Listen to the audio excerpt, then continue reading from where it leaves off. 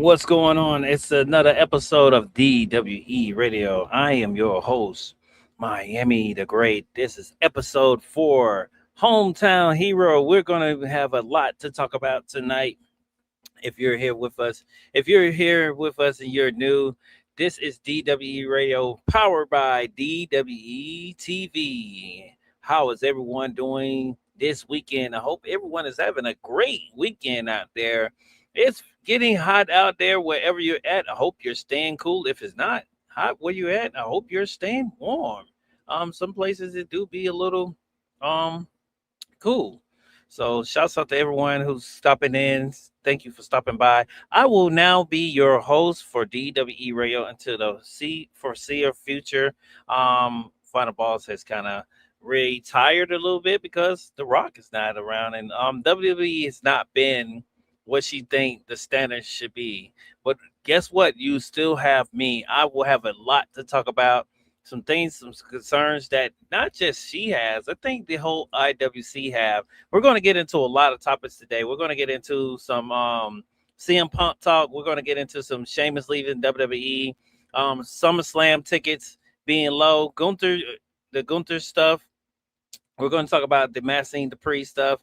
Yes, we're going to talk about some bloodlines and Royce Keys stuff that did happen. The return of Baron Corbin, I think that's something that we definitely got to get into talk about. And the Rhea Ripley injury, I think that's something that we definitely got to conversate about. What will that be for the foreseeable future as we get into DWE Radio today? Shouts out to everyone who's stopping by. If you are joining us, you are either joining us on YouTube. That's Talk It Up Podcast on YouTube. Please like, subscribe, comment on Talk It Up Podcast over there on YouTube. Shouts out to everyone who's listening to us on YouTube. If you're not listening to us on YouTube, you're probably listening to us on Spotify. Yes, that's right. DWE Radio is now on Spotify. That's Spotify Radio on Spotify. So shouts out to everyone who's listening to us on Spotify. Hope you're listening to us by phone, car, or wherever you're listening to us from, whatever device you're listening to us from. You might be listening to us on your laptop, iPad, whatever you have. Shouts out to you. Thank you for listening to us on there. If you're listening to us on Twitch, we have 2 Twitch pages. That's DWE Radio and DWE TV on Twitch. It doesn't matter which one you follow. Please follow us on Twitch. We're now live on Twitch right now. We go live every single Saturday, unless it's a WWE PLE. I wish DWE had PLEs, but WWE PLEs. And we're also now live on our X page. We're live on X. That's DWE TV on X. Shouts out to everyone who's coming to us live on X. Shouts out to you. If you want to follow me, I'm live on X. That's if you want to find that YouTube link, you want to find it quick. It is pinned to my page right now. DW on my page. That's Miami the Great 305 on X. You can find us. You can find that YouTube page, and it can take you straight to the YouTube. And you want to stop by and give us your comments. I would like to hear y'all comments. Shouts out to Ariel, stopping by saying hi, guys. Shouts out to you. Oh man, Kyle, the man, Anthony, the DWE champ right now until we get to summer Saturday night's main event. Can he hold on to the title next week? And carry it into SummerSlam? We'll have to see. Who knows? Can't wait to see that. Next week is Saturday's main event, guys. So that's crazy. Not a lot of matches they announced for that. I definitely want to probably conversate about the matches and the lackluster of the promotion they have been putting into WWE for some time. So I think that's a conversation that we definitely have to talk about as we get into the conversations of WWE and what's going on with WWE right now. I think everyone is a little frustrated about a lot of things. I think that the ticket sales will go into the conversations of not just y'all concerns. I think the reason why Final Boss had kind of took a step back and trying to go into the retirement she did, because I mean last time The Rock left, she kind of retired. She only came back because of The Rock. Now he's gone, and it looks like he's not going to be coming back.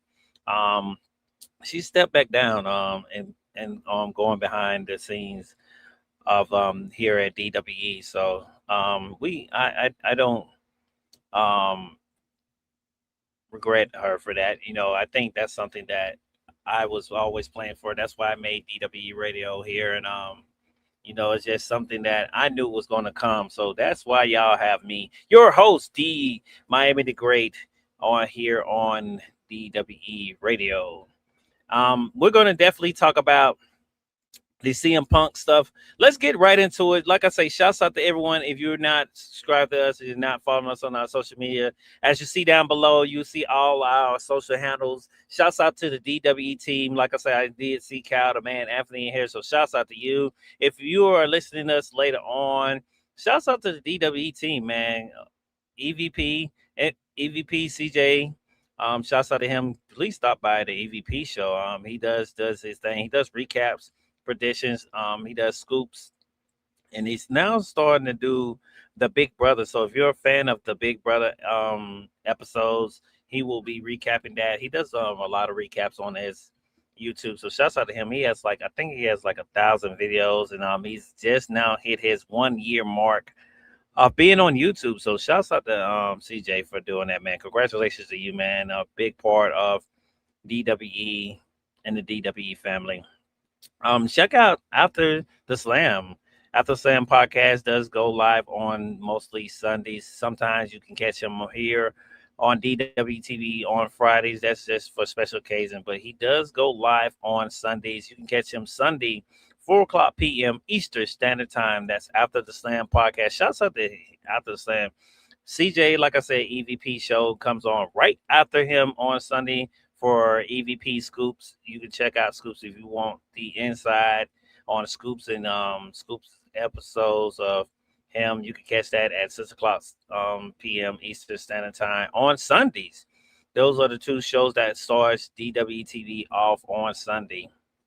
And then you can catch Cal and Greg on Monday. That normally comes on at 7 o'clock p.m. Eastern Standard Time, unless Raw comes on early. But they're not seeming like they're going to be out of the country no time soon. So it seems like they will be in the States. So mostly you will catch those guys at 7 o'clock p.m. Eastern Standard Time. It's the rundown with Greg, the host Greg, and Cal, the man, Anthony. Like I say, Cal, the man, Anthony is the champ of our company, DWE Radio. So he holds that title. So if you want to see the champ and hear the champ thoughts, go to the rundown and check him out on the rundown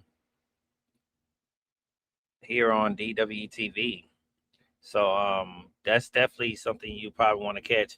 You can catch me on Tuesday most of the majority of the time. Until the NFL season starts, we're like 8 weeks away from the NFL season.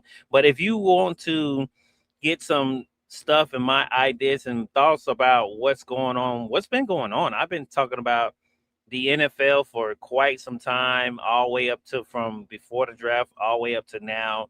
Just give y'all thoughts. I would say predictions. I would say of what I think could happen, what may happen. Some things I actually said they come true, foreseeable future, and we'll see. Can I continue on my streak as we are 8 weeks away from the NFL kickoff?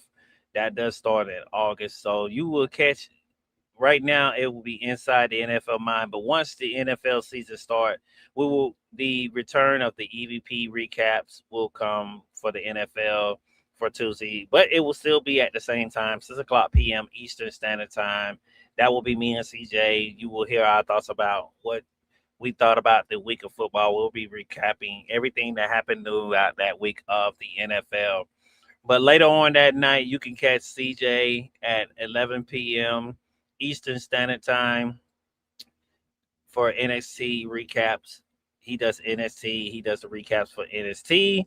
Wednesday, you can catch, that's right, the champ himself with his co-host, CJ. You can catch the champ, Kyle the Man Anthony. He does Queens of WWE, 8 o'clock p.m. Eastern Standard Time with his co-host, the EVP CJ. You can hear their thoughts about what they think about the WWE women's division. They will only talk about the women's division and give you their thoughts about what's going on at the women's division. So shouts out to them on Wednesday. They have the Wednesday slot only, unless there's a PLE that week. Most of the majority of the time, CJ does the predictions, but if he does the predictions, you can catch him at 6 o'clock p.m. Eastern Standard Time if it's a prediction on Wednesday. So you can catch him on Wednesday if you guys want to check out that.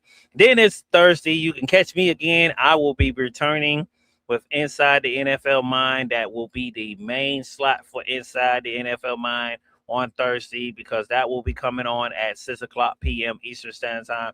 Right before the game, we will do it from 6 o'clock to 8 o'clock.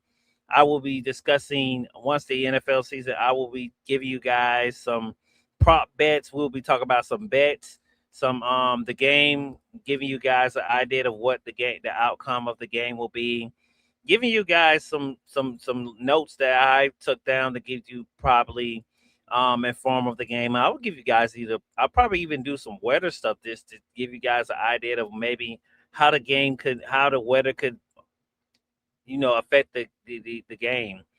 So that's something that we'll definitely do on Thursdays. Like I say, it'll be great on Thursday. I will give y'all guys my top five teams that I feel like are the top five teams in my games of the week. But it won't be the first week of the NFL, but it'll be definitely that second week. So can't wait for Inside the NFL Mind of Miami on Thursdays. Like I say, it will continue on Thursdays at 6 o'clock p.m. Eastern Standard Time. I definitely got to make sure I make those because it looks like I thought all of the NFL games was going to be on different days, but I guess not. They're all at night. But I could have swore there were going to be some in the morning, but I could be wrong. It could be one early, but if it's one early, then there will be no Inside of Mind of Miami. But follow me and you will find out on my page on X. So that's where I will be making the announcement just in case.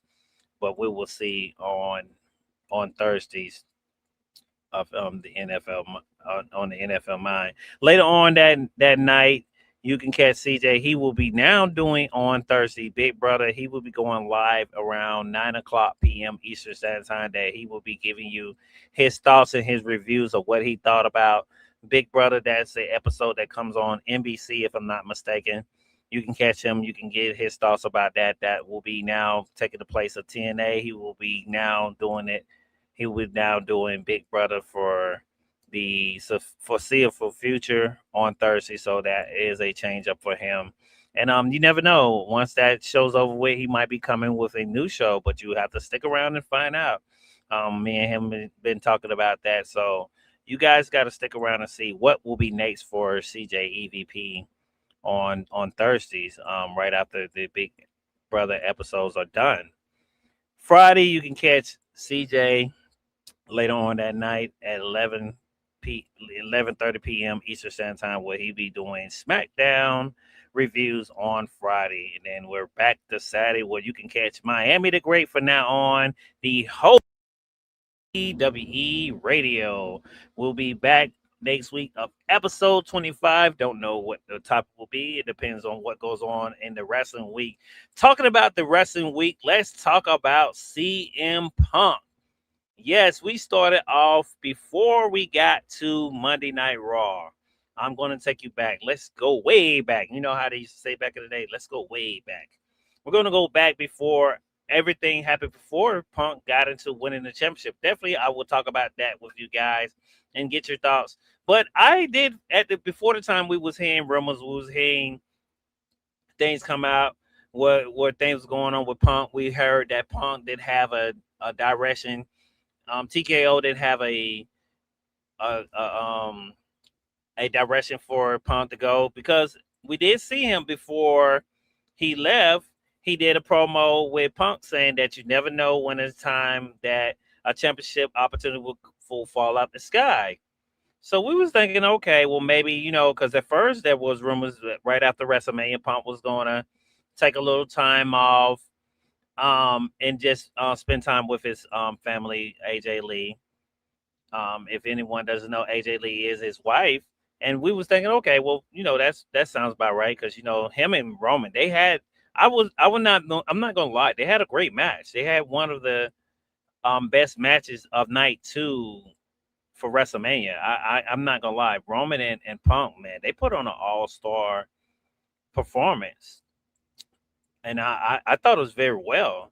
So I was like, okay, the guy might need a little break after this. So, I didn't mind it. But I did like the promo way he did with Cody Rhodes, because I was like, I wanted to see where was going to go next.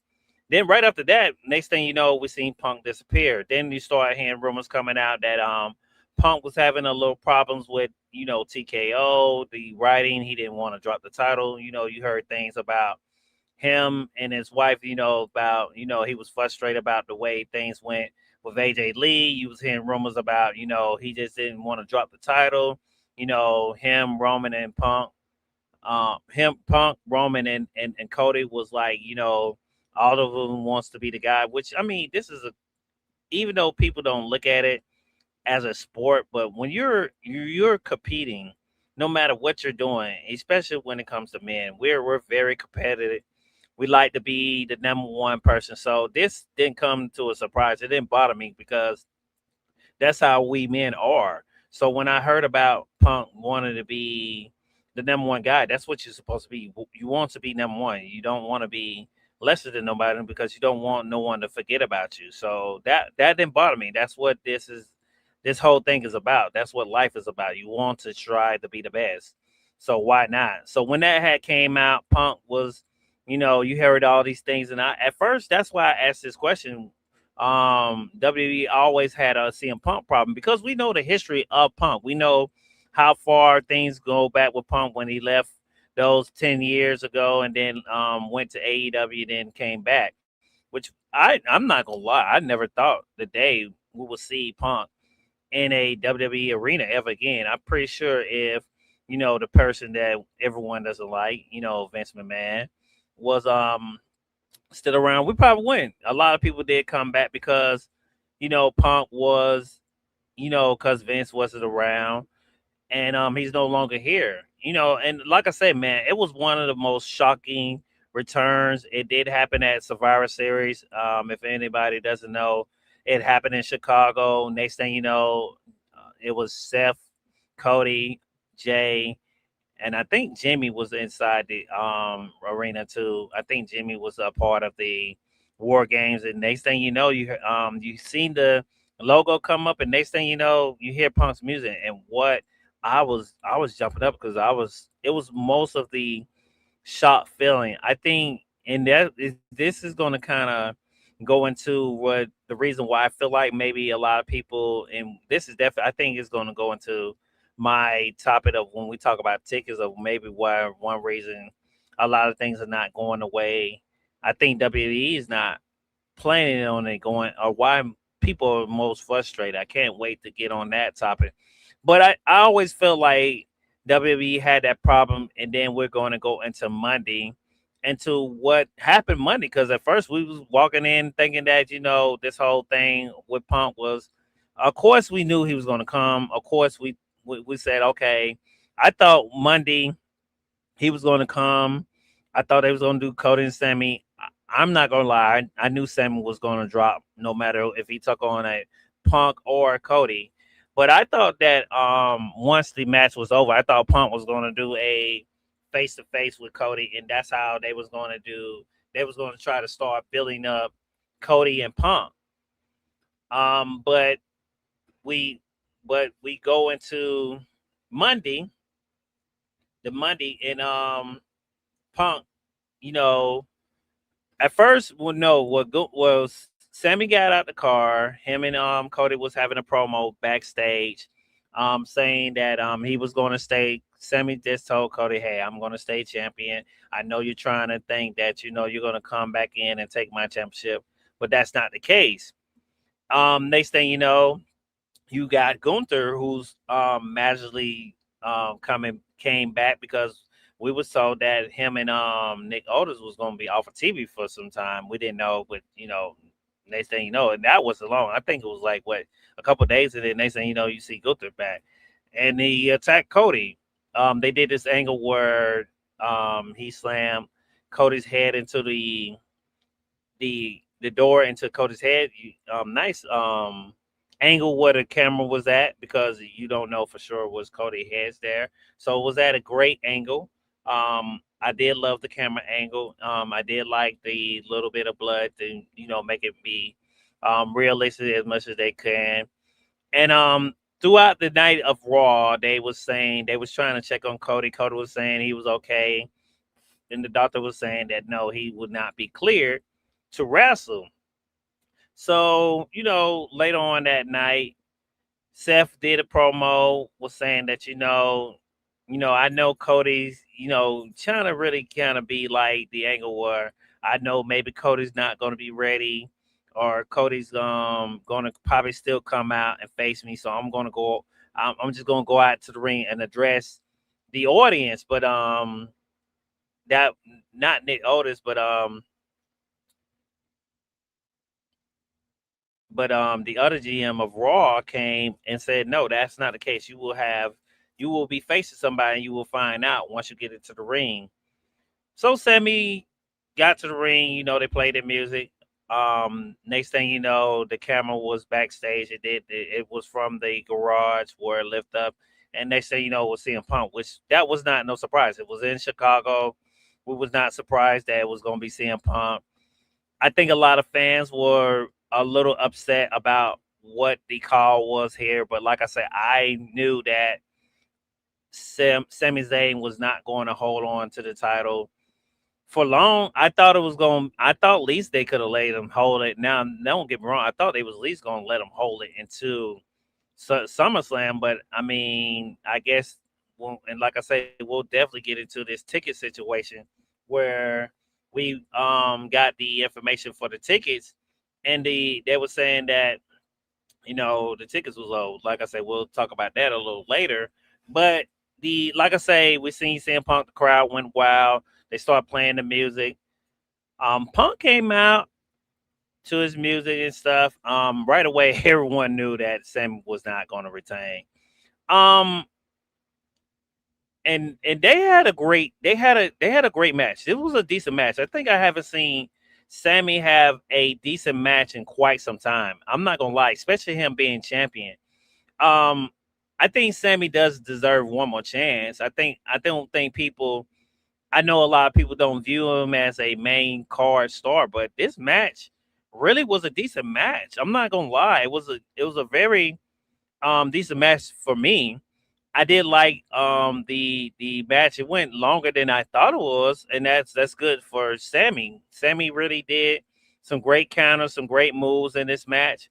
I liked the things that Sami Zayn did in this match. Like I said, I'm not surprised about the call. I'm not saying I'm not upset about the call. I knew they was gonna probably either put it on Cody or Punk anyway. Well, I thought it was gonna put it on Punk, but I knew they was gonna put it on Cody. But I know the IWC is very upset with CM Punk and this call here of putting the title on CM Punk. Ari said, in my opinion, only I think that Punk winning the title was for the greater good. And I think you know what, Ari, I think a lot of people think that too. I think when you look at it, when we think about Punk and CM Punk winning the title, crazy thing in less than 48 hours, who would have known that? And I'm surprised. I know normally we don't talk about AEW on DW Radio, but I was surprised that AEW made the call to put the title on Kenny Omega, and I was like, wow. I was saying to myself, there's no way they're going to take the title off of MJF, and they did. They switched the title up, which was crazy. So I mean, man, on both on 1 week, both I know people don't view maybe AEW as a big company, but I do. I think they have made it to that status. I think they deserve that flowers of being labeled as one of the big companies, because I mean, most of the majority of the time when someone's either released or their their contract is up, most of the majority of the time you hear now people on the IWC say they're only going to two places. They're either going to AEW or they're going to WWE. And that tells you that these are two of the biggest companies now that is out there. So I'm just very surprised about that. You know, them making that call, them doing the things they did with the whole CM Punk stuff and what went on with CM Punk. I was like I said, I was very shocked. I was very surprised. And like I say, not a bad match. Not at all. I feel like this was a decent match when you talk about the whole direction. Like I say, I'm reading here right now, and it was like CM Punk went MIA for at least 3 months with no, and they were saying that he didn't have no created direction. They said they put him right back into, and I think a lot of people are mad and frustrated. They put him right back into the undisputed championship picture. I think that's where people are getting frustrated with the whole thing. False Finish, shouts out to False Finish, made a report saying that CM Punk winning the undisputed title heading into SummerSlam to defend to defend it has been planned over months. So it's in months now. So that could have been. I don't think they was planning on him defending the title because Cody had the title. But I mean, that could have been. I did figure that WWE is doing something clever. They know how to cover their tracks to make it seem like, well, this has always been planned. You know, to make them not look like the bad guy, to make us look like people don't know what they're talking about. I think that's something they are very. I did notice they are very clever on doing. They've been doing that lately, and when it comes to getting the stuff out to the people who do scoops, reports, whatever you want to call it. I think they're doing well with trying to make sure they're looking good. But I think a lot of people see through that. I think a lot of people don't, you know, buy it. You know, they're not buying in into their lives. So that's something that we do have to keep looking at and keep seeing. But it was saying that it's saying here from False Finish that it was planned for him to have the title for over months. Punk was being inserted to set up to challenge Cody Rhodes at WrestleMania 43, which he did say that in his promo. Punk did say that in his promo. We will definitely get to his promo because we're talking about CM Punk, but I'm definitely going to cover what he said in the promo. I see y'all comments. I got y'all. I'm going to get to most of the comments here. But yeah, but man, I really just, it's really crazy that that's right, Miami. You cooking. TK. I mean, for real. Cause I mean, if you really like notice, like they think they slick. Now, hey, it's great and it's great PR. Well, it's called in the business world, guys, it's great PR. it's a great PR tactic. Don't get me wrong. It's very strategizing.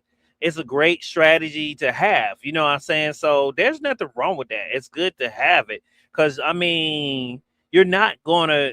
I mean, you think about it. Most people are not going to admit to their mistakes. We're humans, even us. We're not going to admit to our mistakes, but sometimes you're supposed to admit to your mistakes. And I think that WWE is really clever.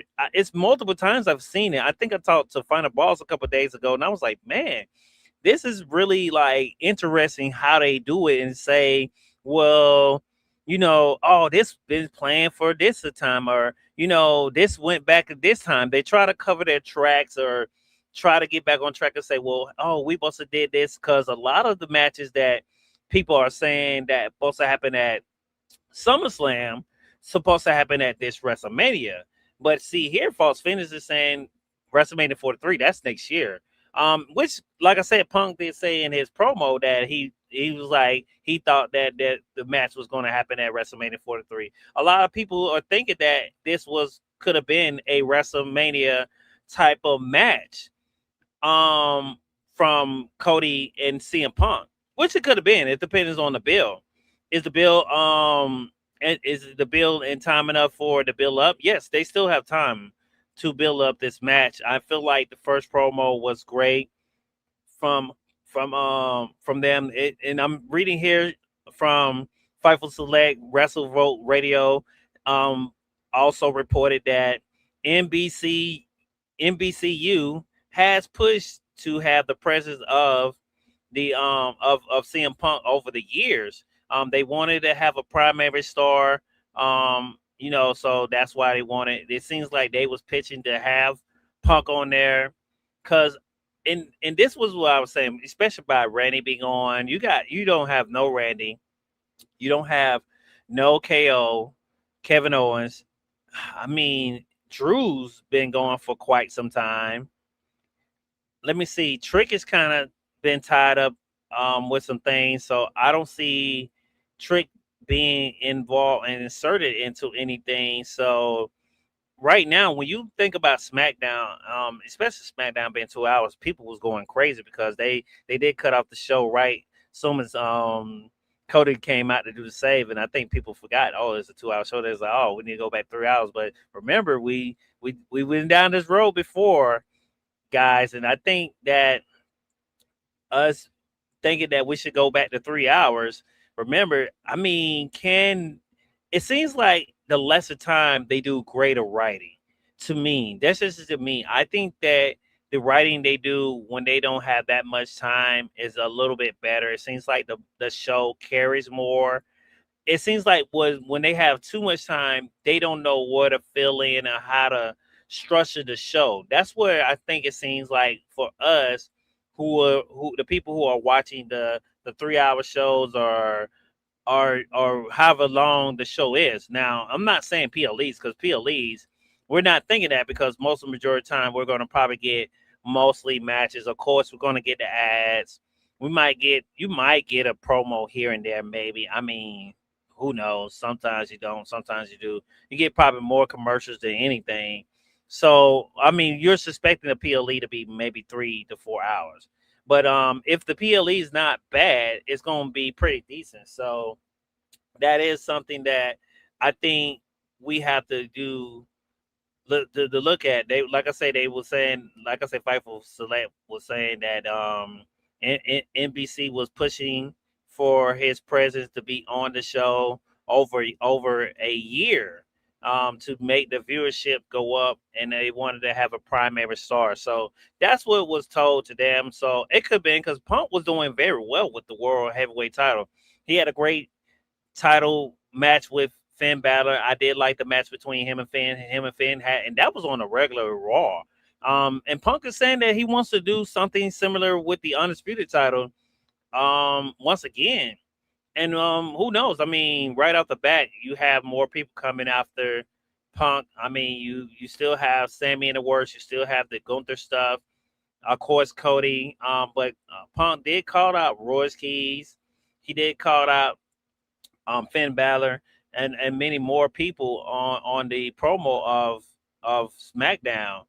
like I say, and it was a great promo. And he also did acknowledge that it's been over years that it's been quite some time that he been in behind the scenes talking this deal about being on SmackDown. He even brought that up in the promo on SmackDown, which I did like. It was a nice touch. It was a nice thing with Punk. I did like it. It was a great touch.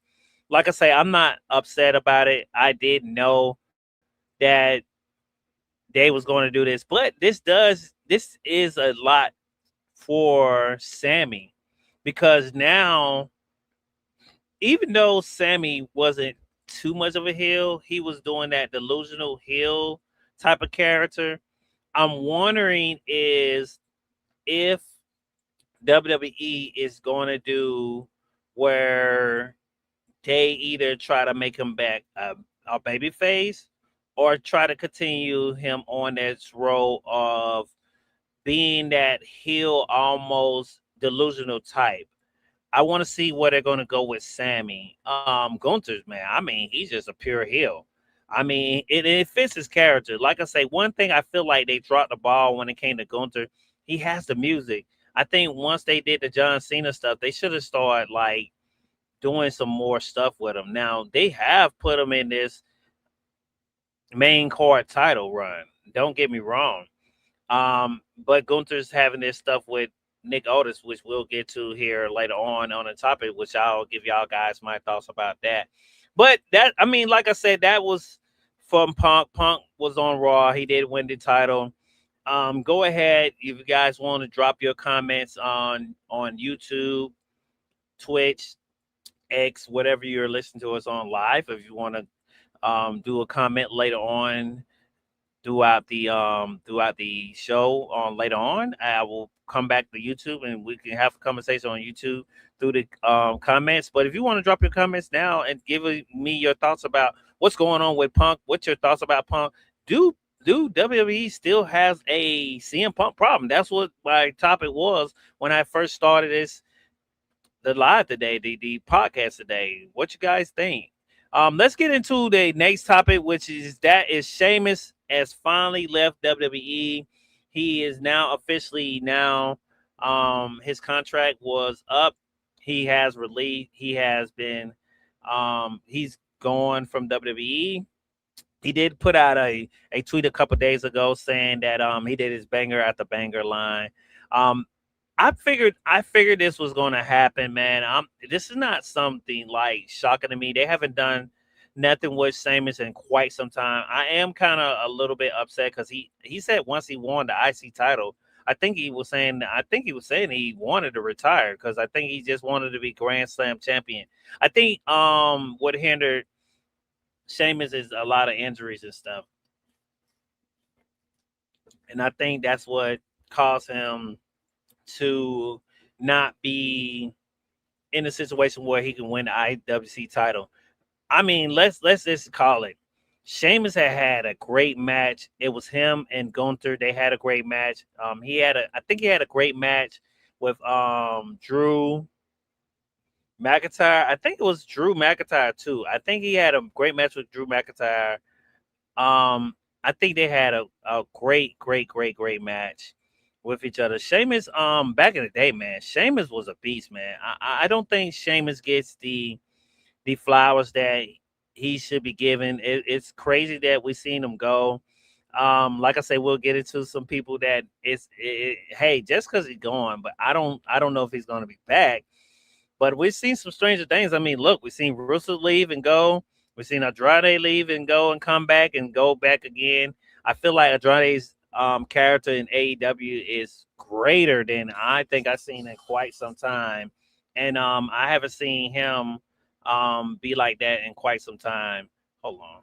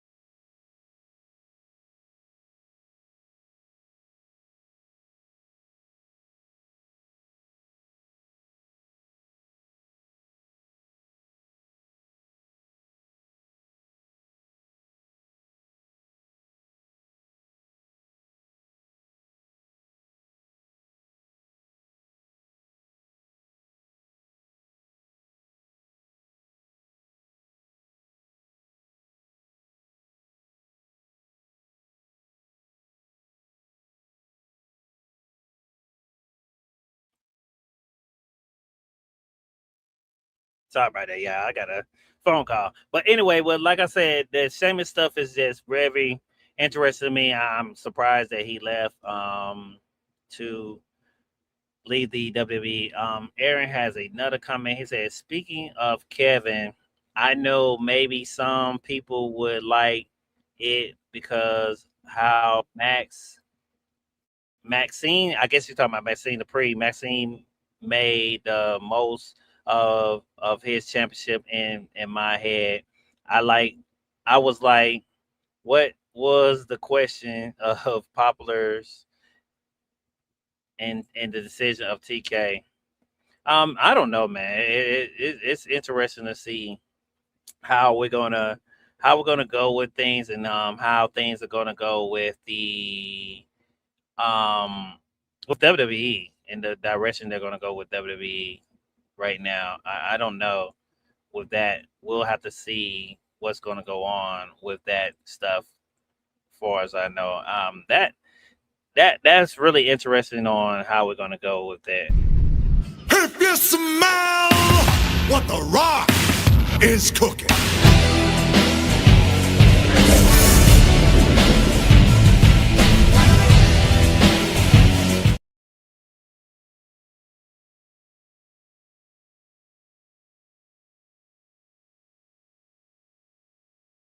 Here on DWE Radio. How you doing, Final Boss? Oh, Oh, we you can't ain't hear you. shit. Nah, you ain't shit. What I do?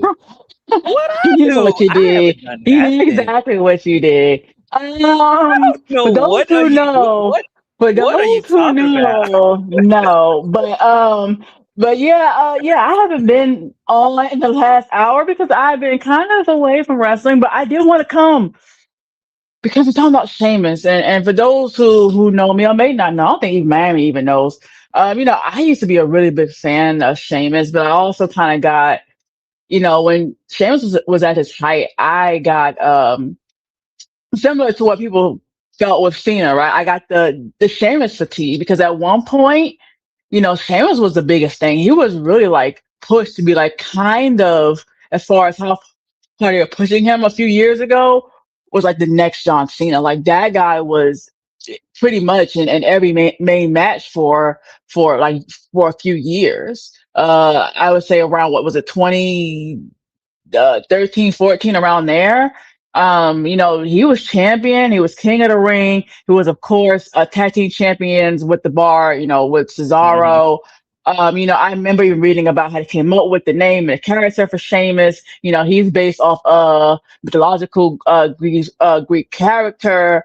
Um, and to see, hey, I would never would have thought, the Sheamus that was champion that they have pushed so hard, 10 years ago or so, I always thought he'll be, one of the greats. And then you look at him 10 years later and, he was gone for a while, came back.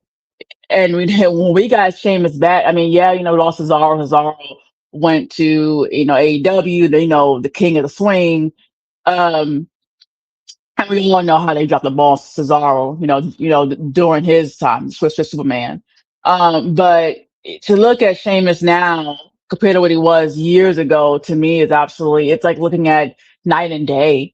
When Sheamus came back, and I don't know Hmm. how much Miami talked about because I heard Miami said he was to be a beast. So he might have said this already, but when Sheamus came back, he came back apparently 3 weeks early. We found that out by Sheamus. He came back 3 weeks early. He wasn't ready. He knew he was coming back, but they said, "Hey, we want you back now." And he said, "I didn't have time to get in shape." And what did they do? They punished him. Triple H sent him over to Gunther. Had Gunther absolutely chop him. Man, his chest is bright red like hamburger meat.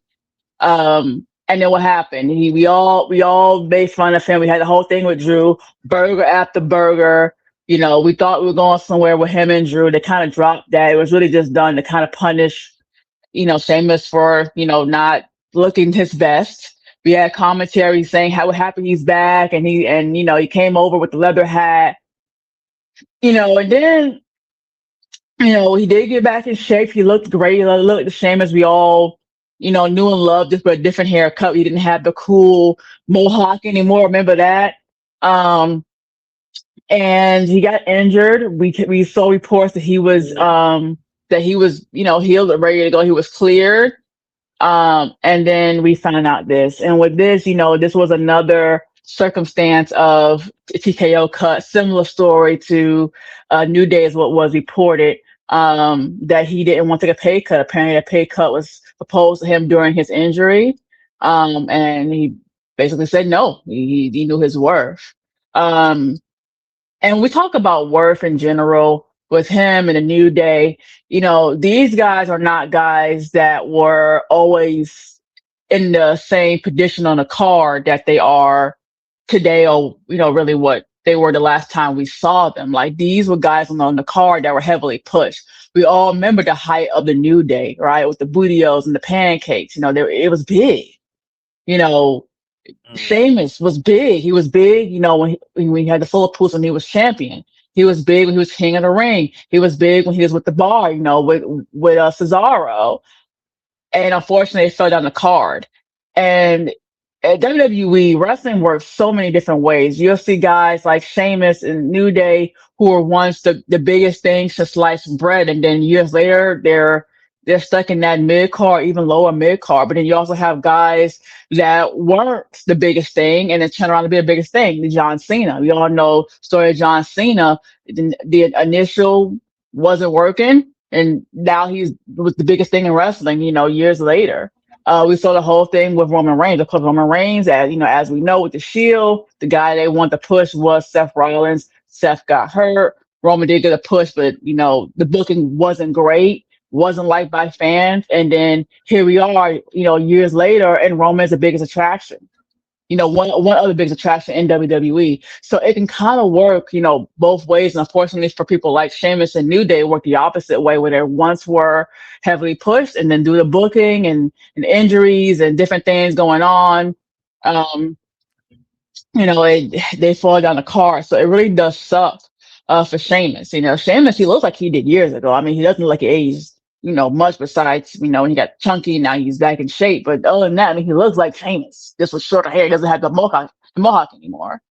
But I really wanted to go ahead and to touch on that, just because it's important to me. I used to love Sheamus, the Celtic Warrior, right? We don't just set the bar, we are the bar, and that's also for us too with DWE. Um, but yeah, it kind of sucks. I mean, but off the back of it, I mean, we can argue that, hey, he was offered a pay cut because he was out with injury, position on the card wasn't high, and they are acquiring returning talent. We got my Baron Corbin back yesterday. We're awaiting the eventual return of Enzo Amore and Big Cass. And so, with that being said, hey, when it comes to returning talent or adding on new talent or putting talent from NXT move onto the main roster, there is going to be cuts in pay or releases. And shouts out to Sheamus for knowing his worth, because I'm pretty sure he knows that at one time, he was the biggest thing and he was worth a lot of big bucks. And it's not all his fault that he got pushed into this oblivion where he, was stuck in the mid card, especially after the bar. Um, but I don't know if you have anything else you want to say when it comes to Sheamus now. Here, my statement, Miami, if you want to go ahead and move forward, then, go ahead. No, you kind of hit everything on the nail. Like I said, Sheamus, I did say before you came in, he wasn't used. It wasn't a surprise. I just wish they could have let him win the IC title. But I mean, he didn't. He had Mm-hmm. some great matches, even at the end. Like I say, he had a great match with Gunther. He had some great matches Mm-hmm. with Drew McIntyre. Even after the Mm-hmm. burger thing, they still had a great match. So he still has some great matches in him. It's gonna be Yeah. really interesting on seeing where he goes from here. Is he gonna just go to the And Indies, or is he done? Is he going to AEW? yeah, he is on the older side. TNA. Is he going to TNA? Who knows? A lot of people sometimes Mm. people go to TNA. Never know. I feel like he could be a great star with TNA. I would love to see a Sheamus Yeah. versus Francis and TNA match. I Well, mean, well, TNA needs something to bring them back to life because man, people are well, mad at them for real. well, a couple, I forgot who did the interview. But I know there was an interview with Sheamus and man, I wish I remember who it was. But It's they got to had, be it must be Chris Van Vignette because I think Chris Van Vignette was the last. If I you're talking about forgot recently, I who it think Chris Van was. Vignette did one. But one of the questions they had asked Sheamus was would he go for a world title or would WWE championship or undisputed? And he said no, he was done going for that championship, but he did want to, of course, win the IC to be that Grand Slam. That was the last thing he really wanted to Hmm. do, at least in WWE. And he expressed that, Yeah, and yeah. we didn't get it. And you know what? Who's to say? Like, we don't know if they would have went that route for Sheamus. I'm pretty sure if he would have said, "Hey, I wanted to retire," they may have went on ahead and did it. I mean, we got it for Cena, right? Like Cena, like last few appearances, Yeah. like that Raw, he won it. Um, Hmm. Hmm. but in this case, like I said, they didn't release him. It just, he didn't want to take the pay cut, which he shouldn't have. Know his worth, and that's what led to let his contract expire. Um, it, I believe Sheamus is a little bit on the older side. I believe he's in his 40s, but hey, that's right along the alley of everybody else now. So, you know, Hmm. he can go somewhere else. The only thing is that, we talk about going to TNA, but one of the things that recently happened in TNA, as we know, is Tommy Dreamer is no longer with TNA, agreed to mutually part ways, from what was reported. And in the interview that Kamajina had with Denise Arcedo, and shouts out to her, Busted Open, was he said, one of the things he pushed when he was there, he was like, hey, at TNA, as long as I'm around, if you are somewhere else, a different company, and they didn't want you, you're more than welcome here. And, long as I'm here, your job is pretty much safe. And now that I'm gone, things are going to change. And, with a promise like that, especially that first part of that line saying, if, hey, if you're not wanted, elsewhere, we'll love to have you here. We can say, hey, so and so can go to TNA, Tim's go to TNA, whoever can go to TNA. But now with the person that made that promise is gone, is that option now on the table? So it was like, I mean, not saying that that is not, but now knowing that. So these are things that we got to consider as fans, as podcasters now, that maybe TNA might not be an option for them. I mean, I don't know. I'm not saying it is and isn't, but it may not, just because we don't have someone who was there, Tommy Dreamer, who made that promise initially. Um, Hmm. and it sucks now.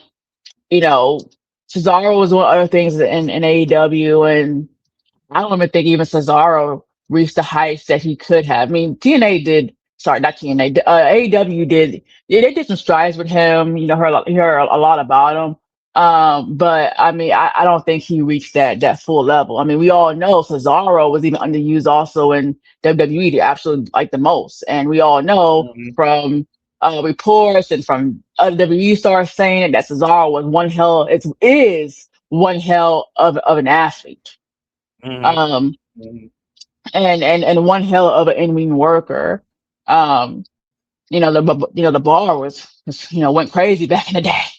Um, Hmm. Yeah, yeah. but One of yeah, one of one of me and your favorite groups, I guess.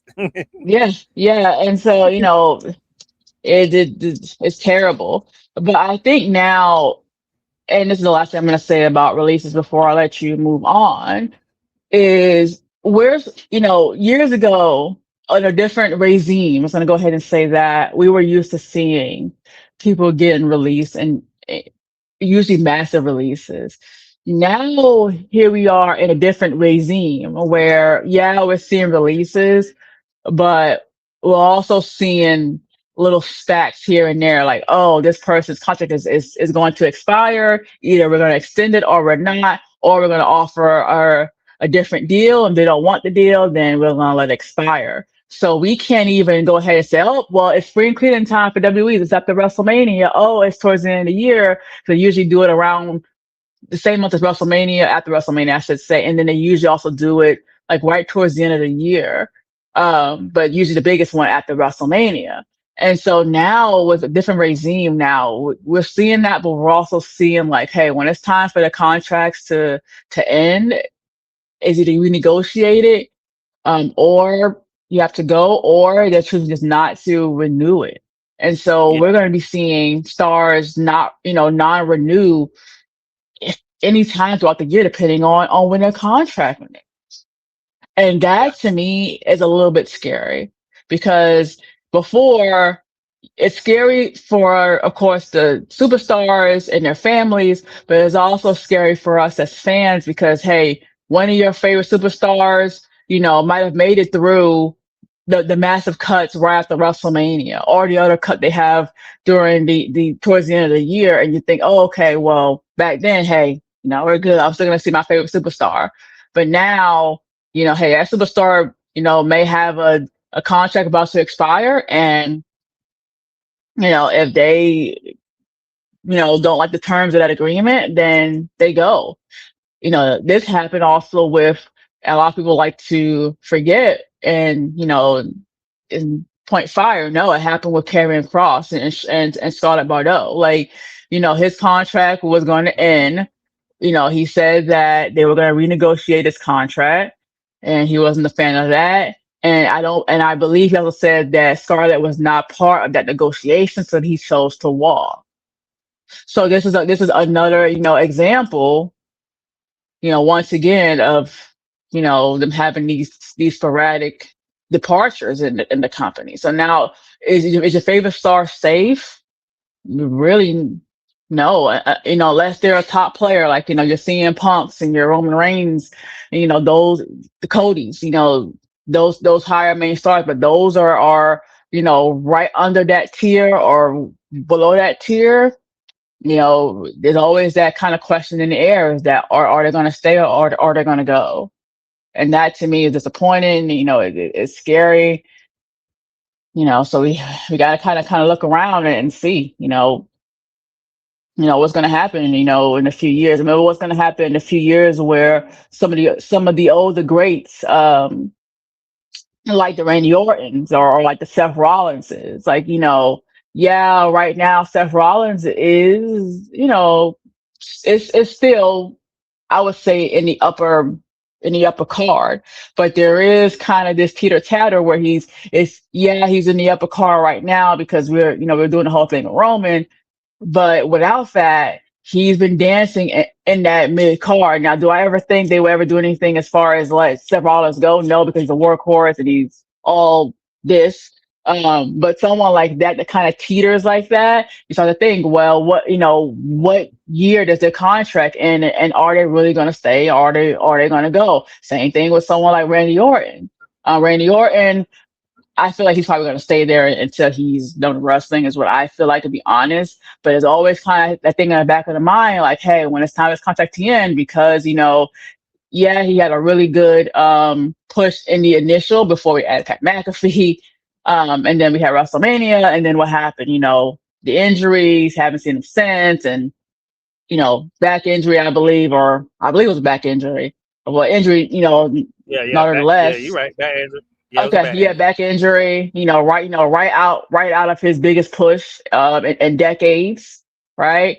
And one could argue kind of the same thing with Sheamus. Yeah, Randy Orton, was pretty big was big at one point in time, but his last good run as of the last few years really was him and Matt Riddle, RK Bro. And then of course his feud up to WrestleMania, which was ultimately demolished by having Pat McAfee, and then he got injured right off the back of that.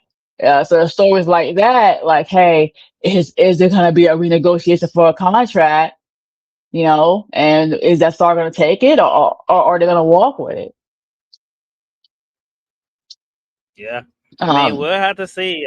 That is something interesting to know. Like, even with them bringing back all these other stars, though, Thunderbolts, I feel like there's that too. Like I say, we seen. I know you didn't hear me, but we seen people go and come back.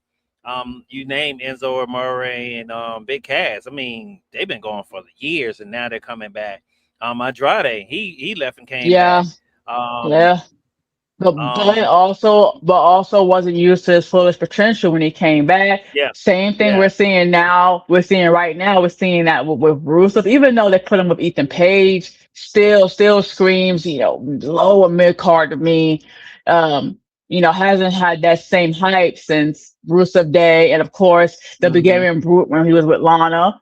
Um, mm, and of course, oh, and also, when he had the whole Bobby Lashley Lana, love triangle. We haven't seen, the heights really since that. That's another, example. And of course, I think we're also forgetting Selena Vega and Aleister Black. You yeah, know, you exactly. know, Yeah. Yep, Selena Vega was really good with Andrade. After that, really kind of lost her footing. Finally got her push when she won United States Championship. Initially when Aleister Black came back, got a push, and then got pushed back and into the literally into the back and doing the same stuff he was doing, before he was gone. Um, and then teamed them up with Selena. Really happy about that.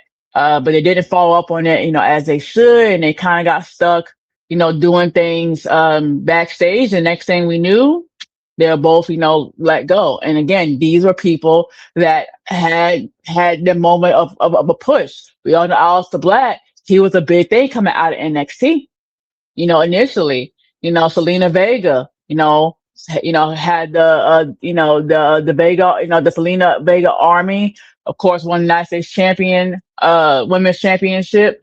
Um, had the crowd really rally behind her, and then, got kind of swept under the rug. And I think another example Mm-hmm. of that, right now that we're looking at besides Rusev, would be, of course, Johnny Gargano and and Candice LeRae. Johnny Gargano, Johnny Wrestling was huge during the Black and Gold era. We all remember that really, really kill ass feud he had with Tommaso Ciampa. Some of the best stuff I had seen in freaking years.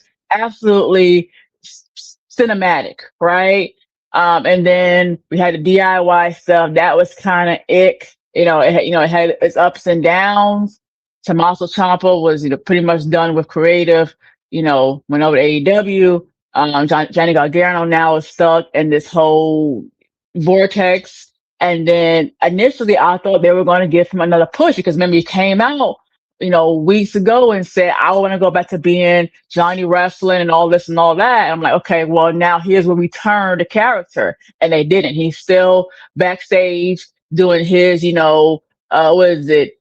Eat, sleep, lay down, repeat is what his tagline is, and having Candice LeRae kind of in the back, and there's reports that that she retired. And he's still doing that. Hasn't had a match since when? She hasn't had a match also since when.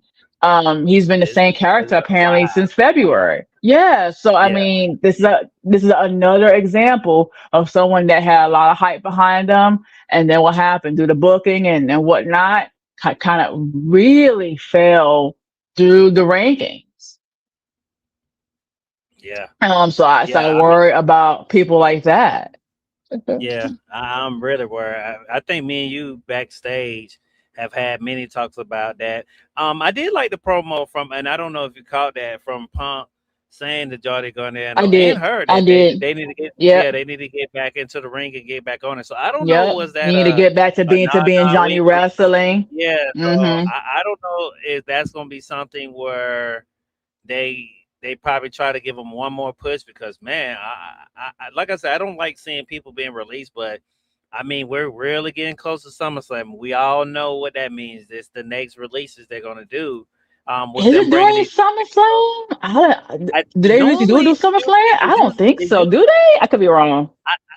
I could be wrong, maybe because it's a little early. They might do it a little later. They might do it close to maybe um Money in Bank because I know Money in Bank is a little later now, but it's usually before Thanksgiving. Fun balls. It's usually Is it before that. really?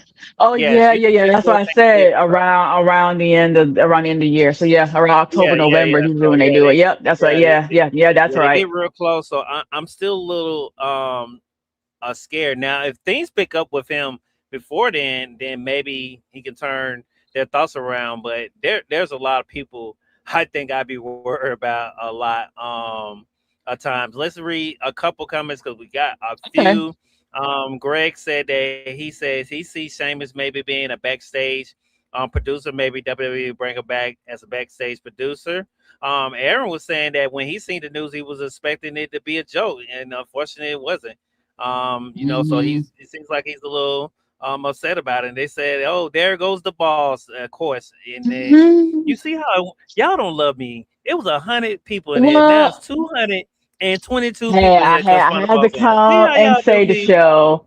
Well, See how y'all do me. Y'all don't love it's good y'all. to have. They don't love me. Final Boss. They don't love me. And look, Well, the after thing is, Slam, if I did announce your stuff earlier after hey, Slam. One of the people of DWE, one of the members on our team. So shouts out to after Slam. Yeah, they don't love me, Final Boss. They don't love me. They well, don't you love know me. what the thing is it's not even just that, man. It's the fact that difference of opinion, and then taking it from a female's perspective, right? Yeah, Um, it could be that. It could be that. so That could be that. there's a lot of pieces, right? And I've watched wrestling for a long time, and and it's unfortunate. And I'm gonna say this because this is something that we talked about before the show, and that's another reason why I wasn't here during this start of the show. Yes, I am busy doing other stuff, but also. The other piece to that is that I'm like, man, like wrestling has been good. We got the return of Baron Corbin. I'm loving semi loving the Nick Aldis stuff. Hmm. Awaiting for the return of Enzo More, and Cass. And then, CM Punk, even though I'm not a CM Punk fan, but I was, and I don't know if you got to that piece yet, but I am a fan of how they booked it because even though Sammy took the brunt of that because he's on champion for 9 days, hashtag Yes, I nine did talk about days. that earlier today. Yeah, I Okay, was talking okay, about that. I perfect. gave Yeah, my, yeah, yeah. I think everybody has my whole idea. So if you want to share your thoughts about Punk, go Oh ahead. yeah, oh yeah, I But will. But my before I get full that, thoughts about what I thought. really, I'm not gonna fantasy book Punk. But what I did want to go ahead and say is that the way his return was, the way they ended out during the night, saying yes, they initially said, "Hey, Cody."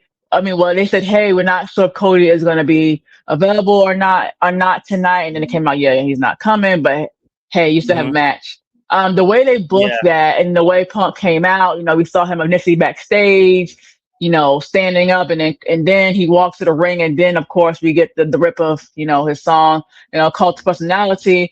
Um, it gave me old school attitude era vibes because the way they booked that was having that massive return of someone who's been off TV and then doing something right. big. And that's exactly Mhm. what they did. And they had a freaking title change on a TV show. And we don't freaking get those. Those titles really only change during PLEs. So PLEs. I Yeah. so I was really excited for this. The fact that they actually cast in on the idea because we all were saying for weeks, for over a month now, hey, man, CM Punk is gonna return back during Raw because it's in Chicago. We didn't all predict that he was gonna be for the championship. We know he was gonna Yeah. come and probably something at Exactly. WrestleMania, but we Exactly. all had the idea that he was gonna come at Raw. They did not advertise it, even though the stadium did, but WWE did not advertise Punk as being there. But we all had that idea. The fans were chanting CM Punk during Raw, especially when they said, "Hey, Cody's not going to be clear. You're going to have a match though." The fans actually, you actually heard them chant CM Punk, and the fact that we knew it, the fan, those in the arena wanted it, fans at home wanted it, and they actually cast in on that, so regardless of Hmm. who it was. Even if you're a CM Punk fan or not, I'm not a CM Punk fan. Don't hate him, don't love him, kind of in that gray area with CM Punk.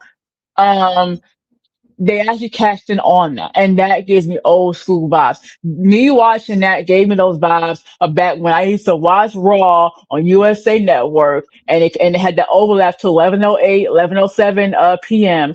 And it had something big a cliffhanger at the end. That is what it gave me. And for that, I was really excited for that. Now, yes, not too happy about Sammy holding it for 9 days. What was the point?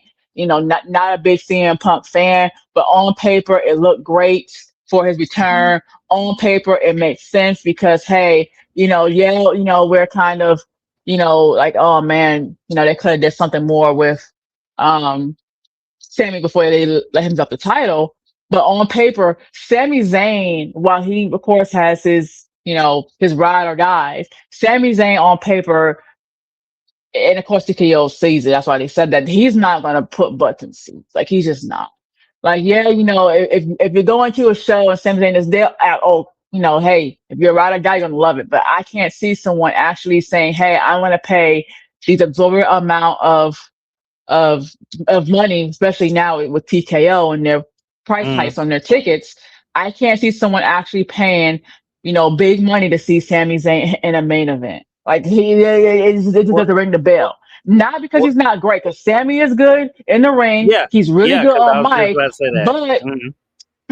his booking, and it has been for years, is he has been booked into being that mid card guy. And yeah, people loved him in the bloodline, didn't like it. I Mhm. hate it, think it's absolute shit. I say that all the time. I still don't know to this day why he was in there. I thought it should have been a Oh, you one such time a thing. hater.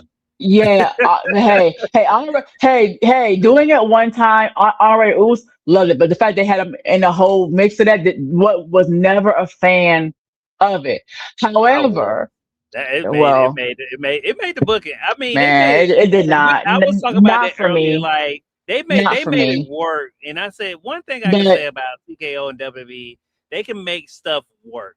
but We gotta give them that. They can but make something work. but for me, Sami Zayn has not been booked to be in a, like I said again, he's good on Yeah, promos, good in the ring, but he has not yeah, been booked to be looked yeah. I at do agree as with a that. main I do card agree. guy. And then Hmm. really the biggest thing he had besides the bloodline, was the him and Kevin Owens feud, back when it was Yeah, hot. So exactly. I mean, that's might be one of the greatest yeah, stories that I think. so yeah. My best friend, but I think this does make. I think this will do something for. I know a lot of people are upset, but I think, and I was saying it earlier, and I know you wasn't here. This can hmm go a lot of ways for Sammy. It can go a lot of ways for Sammy. Now you got people upset with Punk. Remember, we was upset with Sammy because of what he did with Carmelo Hayes. So, and hmm I love the backstage where Sammy was. He did this passionate promo saying that Punk wasn't around for 2 months. He's been working for this. He said Sammy's been working for this oh, 2 for 10 months. years, and he broke down and Yep, 10 years. broke down and started crying. I really felt that promo. That promo was like, I was like, man, Well, this is the Sammy we need. I love this Sammy. the thing is though, is that, and going back to the hashtag 9 days, is yeah, it was 9 days. We Hmm. all know. We know that's, and I think that Wrestle Talk, since I talked to them, um, it put it in a great perspective. I think it was Dave who said it with Luke Owen. Um, Sammy had a part to play, and he played that part. And Hmm. that part would have been him getting the title, and then having CM Punk come to win it in some regards. And that's what he did. But one thing I will say from my perspective is, yeah, it was 9 days. In my opinion, I can see the whole hey played a part thing, which is true. But for me, he won it because they were in Saudi Arabia. Like they want to make the crowd happy. It's the old school hometown hero. That was what it was, and I knew that's what it was. Transitional champion. Hmm. But at the end of the day, he can say he was a champion. And Yeah, granted, yeah, it was for 9 days, but there's a lot of people who have not been champion. There are a lot of people who would never be champion. yeah, Well, exactly. Yeah, that's true. he can go ahead and say that. Um, Hmm. and sometimes it's not, it's different pieces to, when it comes to accolades, right? Some of the accolades can be how long you were a champion or how long you were a winner or something. And then some accolades can be how many times as well. Because look at it now. We look at people, we look at the greats like John Cena, like Ric Flair, and like Triple H. We look at Randy Orton is also a conversation about Randy Orton because yeah, he's high up there. Um, we don't really talk about how long they had those championships. We talk about how many times they were champion. And Triple H, like Russell Talk did say, he had a lot of championship reigns that were really, really short, but we don't talk about that. We talk about how many times he was champion, which was, I believe, was 14. We hear Mhm. about John Cena. Now, John Cena did a lot of great things, but we don't talk about how long he was champion. We talk about what? About him being Mr. 17. Yep, Um, that is true. yep, we look at Roman Reigns, and while Roman Reigns hasn't, he's not, in that marquee, but guess what? To compensate how many times, it's how long that reign was, 4 years. Right? Hmm. So Yep. you could be either or. Um, Hmm. and hey, I don't know how long Sammy is going to be in WWE. We don't know if Sammy is going to go for another title shot somewhere. Like we don't know that. On book, on the books, on paper, on the record, he is a former champion. And guess what? If he goes, if he ever leaves, goes somewhere else, or if he leaves and comes back, that's going to be an accolade because guess what? We all know that for Slammiversary, one of TNA's biggest shows, one of the biggest hypes was what? They were going to bring back a former championship holder. And guess what it was? It was, of course, Apollo Crews because on Hmm. paper he was what he held titles. Same thing for Sami Zayn. If Sami Zayn was to leave tomorrow and go to TNA or go to AEW or go somewhere else, they can always argue on paper and say, hey, this person was a former WWE champion. Yeah, yeah, that's true. And they love They doing they that. they Love they doing it. they are they are not going to say this guy was a champion for 9 days. They're going to say what? It's Yeah, a former yeah. champion. He was It's the former same. champion. Yeah, Exactly. It's that's the true. same Yeah. thing. It's the same. If you want comparison in real life, we can go ahead. We can do that. Uh, look at getting your degree. When you're in college, of course, there's three different ways you can do it. It's either on campus, online, or hybrid, which is a mixture of on campus and online classes. When you graduate, that diploma is going to say, master's, bachelor's, associate, PhD of whatever school. It is not going to say, master's of this school online. It is not going Hmm. to say that. It's Yeah. going to say, and it's the same concept. It's the same idea because on paper, you are a college graduate. On paper, Sami Zayn is a champion, and not Yeah. just any Yeah. champion, not just IC champion, not USA champion, not tag team champion. On paper, he is the undisputed champion. Yeah. I mean, that's true. Let's get to a couple comments. We got a couple of them here. Shouts out to the author Lena Dow. Thank you for coming by. She said, "Hi Oh guys, wow! how you doing?" I think Punk was waking up. Was no, he said no. It said, I think Punk was the wake up call that Johnny needed.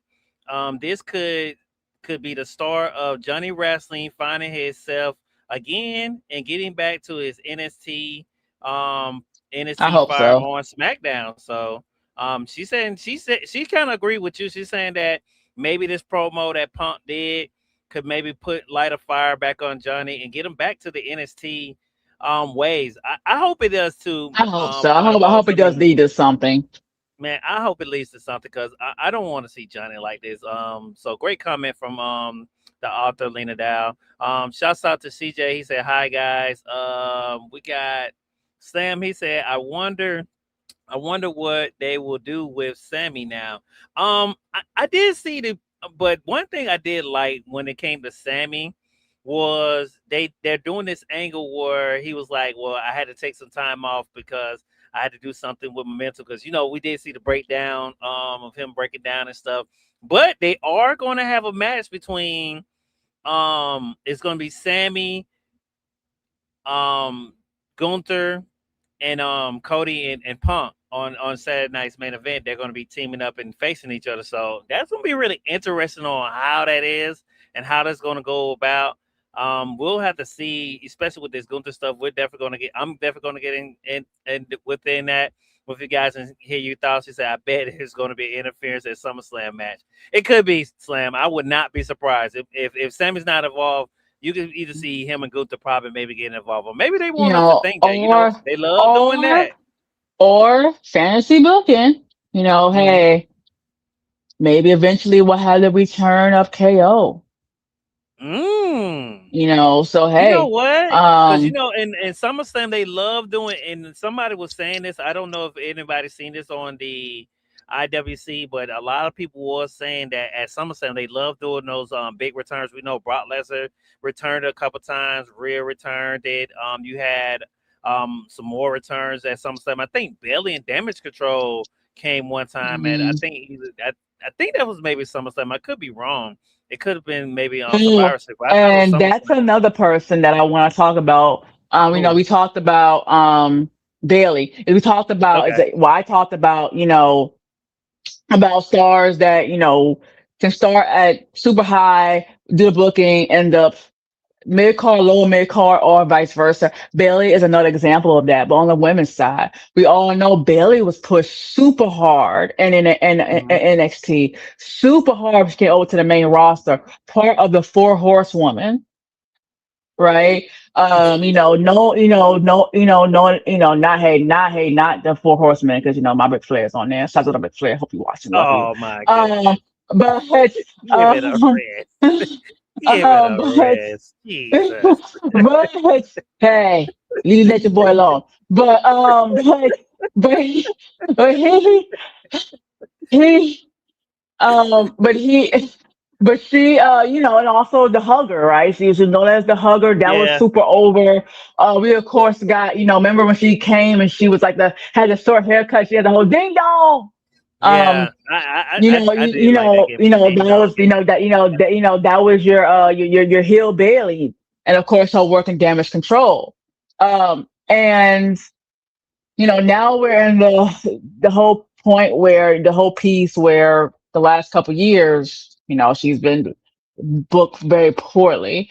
And of course she did have a good pick back up a little bit because she got with Lyra, but up until then, really not enough that she missed WrestleMania.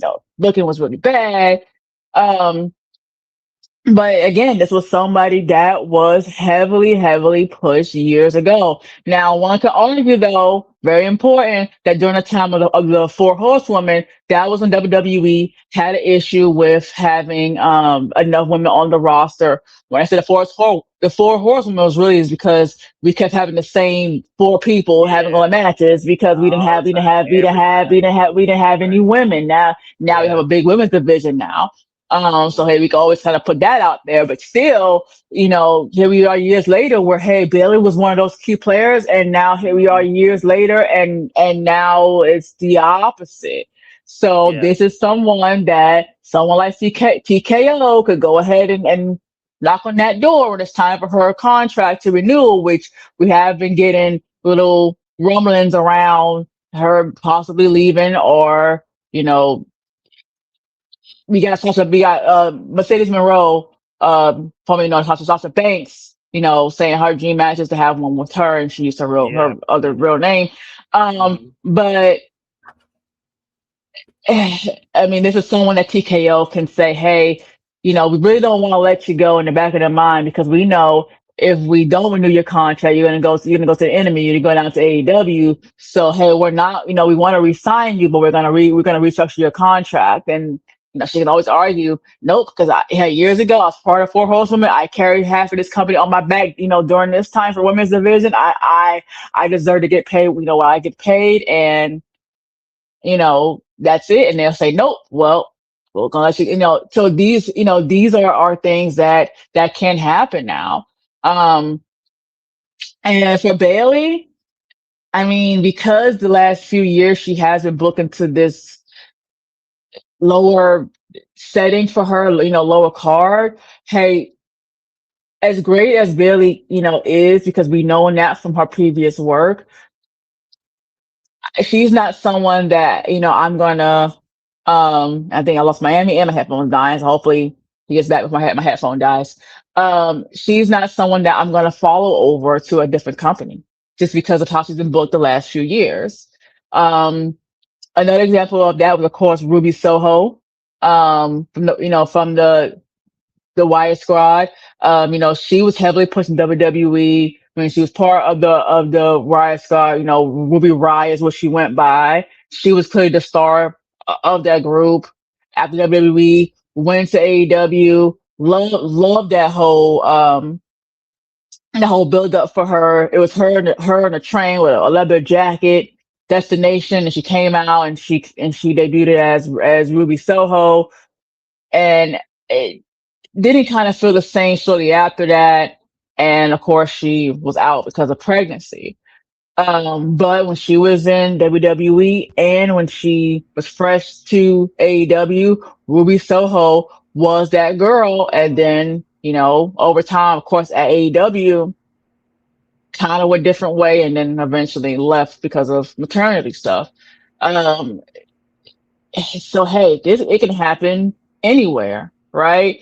Andrade, best example, really high over there in NXT, came to the main roster, high for a little bit, then went down the card with the AEW because of booking. AEW didn't really book him well, came back to WWE, was still in booking well. Now he's in AEW, and now he is, I think, booked pretty well. So I mean, oh, and then Miami's back, so that's great. Hey, Miami. Oh, hey. Oh, you just. Oh, I thought you still over here talking. We got a couple comments. It kicked me out. I'm sorry, I missed some of them, but I'll read most of the ones that I do Okay. see. I don't. I think it didn't take all of them. Also, I think I see most of the ones that everybody had in here. But it said let's go. Lena Dow had another comment. She said Sammy is at his best when he fights his former when he fights from under the underdog. So she's kind of Uh-huh. agreeing His with you. Yeah, underdog he's story. yeah Yeah. his underground story. A short title reign might create a strong comeback story for him. Yeah, and I think so too. Hmm. I think so too. I think that will be probably. I think that's the idea for him too. So that has to be something for him. After Sam said he thinks that this could lead to Sammy being a top heel in WWE from this loss from him losing the title. So that could be something. Eric said you guys are on fire here. You guys are really talking some good stuff. And Sam said, "Wait a Hmm. minute now, final boss." He said he paid to see Sami Zayn, and it don't count with you, Sam. You Canadian, so of course you gonna pay to see him. He's from Canada, so we know you gonna pay to see him. Yeah. Um, he said Bloodline would never work out without Sammy. Yeah, I agree with that too. I think so too. Um, Slam, Uh, but uh, I've been trying to beat that in front of ball, but for some reason it's crazy because I feel like Sammy was. I'm not saying that the bloodline was probably not going to Man, be where's the good, people but who I need to be here? I need oh my god, I forgot her name, but who? from Black Wrestling. Shout out to her. And I need Sunshine in here because they Oh both my agree god. that Sami Zayn was not a great part of the bloodline. Where are Oh they? my God, y'all just hard on Sammy because he not family. But man, look, I don't, but he didn't do, but once my tribal what, chief said he was family and he invited him to the look, I listen to my tribal chief rooms, right? The The head of the only the table, only like I'm thing the the only head of thing I did DWE. like the only thing I did like is when Usos was like, yeah, like already Us. I did like that Oh term. yeah, I yeah, did yeah, like yeah, yeah. that. Now But I that felt one. like it went on for too long. It should have been like a one off, maybe a two off, and that was it. That's all I needed to see from them. I think it did help the story because I did like that. I feel, and still to this day, I say that's one of the best war games right now. Still probably to from for quite some time because I feel like that war games match was a decent match. I feel like with the bloodline versus, it was I think it was Drew and them, and KO. I love that story. That was a great story for me. I'm just gonna say for me. So I did really like that story. It was one of the great stories and part of the story. So that is something that I did love. Hmm. Um, eh, yeah, I mean, like I said, I will be happy to do something with him if if uh if Kevin Owens is able to come back and if he's ready to come back, I would love to see where that can go. Oh, I think we lost Miami, so let's just give him a minute. I mean, we can't hear you. Okay, can you hear me Okay, now? yes, there you go. But no, I was just saying like I can hit myself. I don't like hitting myself twice. But but yeah, like I said, that was a great observation. I feel like Sammy was a part of it, but I mean that's just me. I think so too. Eric said here, he said, the only question is, will Roman accept Sammy back into the bloodline? Because in my mind, it wasn't what the elders wanted. What them was saying that maybe Sammy could return to the story. I don't know. I did see the comment I that Jacob did mean, when he did. to be honest, even though I'm not a fan of Semi being in the bloodline, like bloodline needs something. And I don't know if you talked about bloodline already, but man, No, it no, no, needs I haven't. something else. Oh, okay. So we can go into that in a moment. But yeah, I, if I don't. Well, it I needs mean, something because new. I'm definitely going to talk about the Royce Keys, and I think we can have that when, yeah, with the stuff. We're gonna. I think I could blend that in with the Royce Keys stuff. So I'll definitely get into that here. We got a lot of comments. We're gonna get to them, guys. Let's get to another couple topics real quick, and then we'll get back to y'all comments. Thank you guys for coming in on the show, guys. We really appreciate that. But let's get to some more Raw Final Boss. We did finally get Maxine Dupri joining division. Division actually won the tag titles back from and talk about a Mm-hmm. short reign. Be the The Maxine the debris. Street Profits did drop the tag team titles. Now I know Montez Hmm. Ford wife is about to get ready to drop the baby, Yeah, which so is Bianca it's getting Belair. close for Bianca to drop Hmm. the baby. So I can understand that maybe that's why they dropped it. They finally seemed like they had pushed the button on Maxine Dupri. It seems like Paul Heyman had a hand in this. Before the division went out, I love this promo where Paul Heyman said, "Hey, either get the titles or don't come back to your wise man." And I was like, man, I thought they was finna get ready to, kind of this was gonna be the lead up to how they get Paul out of the story for the boss. But come to find out, no. Maxine Dupri came out. Logan Paul had the ref distracted. She came and low blow Antonio Dawkins, and Austin Theory was in the ring, and the rest was hits 1, 2, 3, and they're back champions. Yeah. A I lot of people was mean, calling this the Timo I live and mean, done shouts out story. to I was like, oh WWE. Lord. Ooh, I didn't think about that. But shouts out to Yeah, WWE for a lot of actually people were saying following. that by the falls. Well, shout out to the WWE for actually following through it because remember they were Yeah. teasing it. They teased her being in the car, and I'm like, man, they're gonna drop this story. And you know what? They didn't. They actually, pull the trigger on it and say, no, we're going with it. We're actually gonna have her join the Vision. Which, hey, that is a good Mhm. follow through. We know we don't always get those now from WWE. Now, I mean, we never really did because even when under a different regime, I mean, hey, we never got that. I mean, who the hell is the hacker? But but Oh yeah, that Lord. yeah, but they actually but they actually um pull the trigger on that, on this one. So that is good. Of course, you got her wearing the black leather and looking, a bit more badass now. But Paul Heyman said, was like, hey, bring me something, something good. And I'm like, well, I don't think that something good's gonna be Maxine Dupree unless Next week he comes back and say, "Oh, now the things have changed. Now we have to remember." I mean, so we can go ahead and argue that. I mean, she was a former IC champion, so I mean, on paper, once again, on paper, even though she did lose it, she was IC champion. She did win it from Becky Lynch. So Mhm. yeah. Yeah, I like I say, it's really interesting on how they're going to do this story. I'm finally glad they added her to this story. I feel like I know a lot of people on the IWC still feels like there's nothing that can save this group. I think not. I hmm think there's something in the works. Here we go, fantasy booking.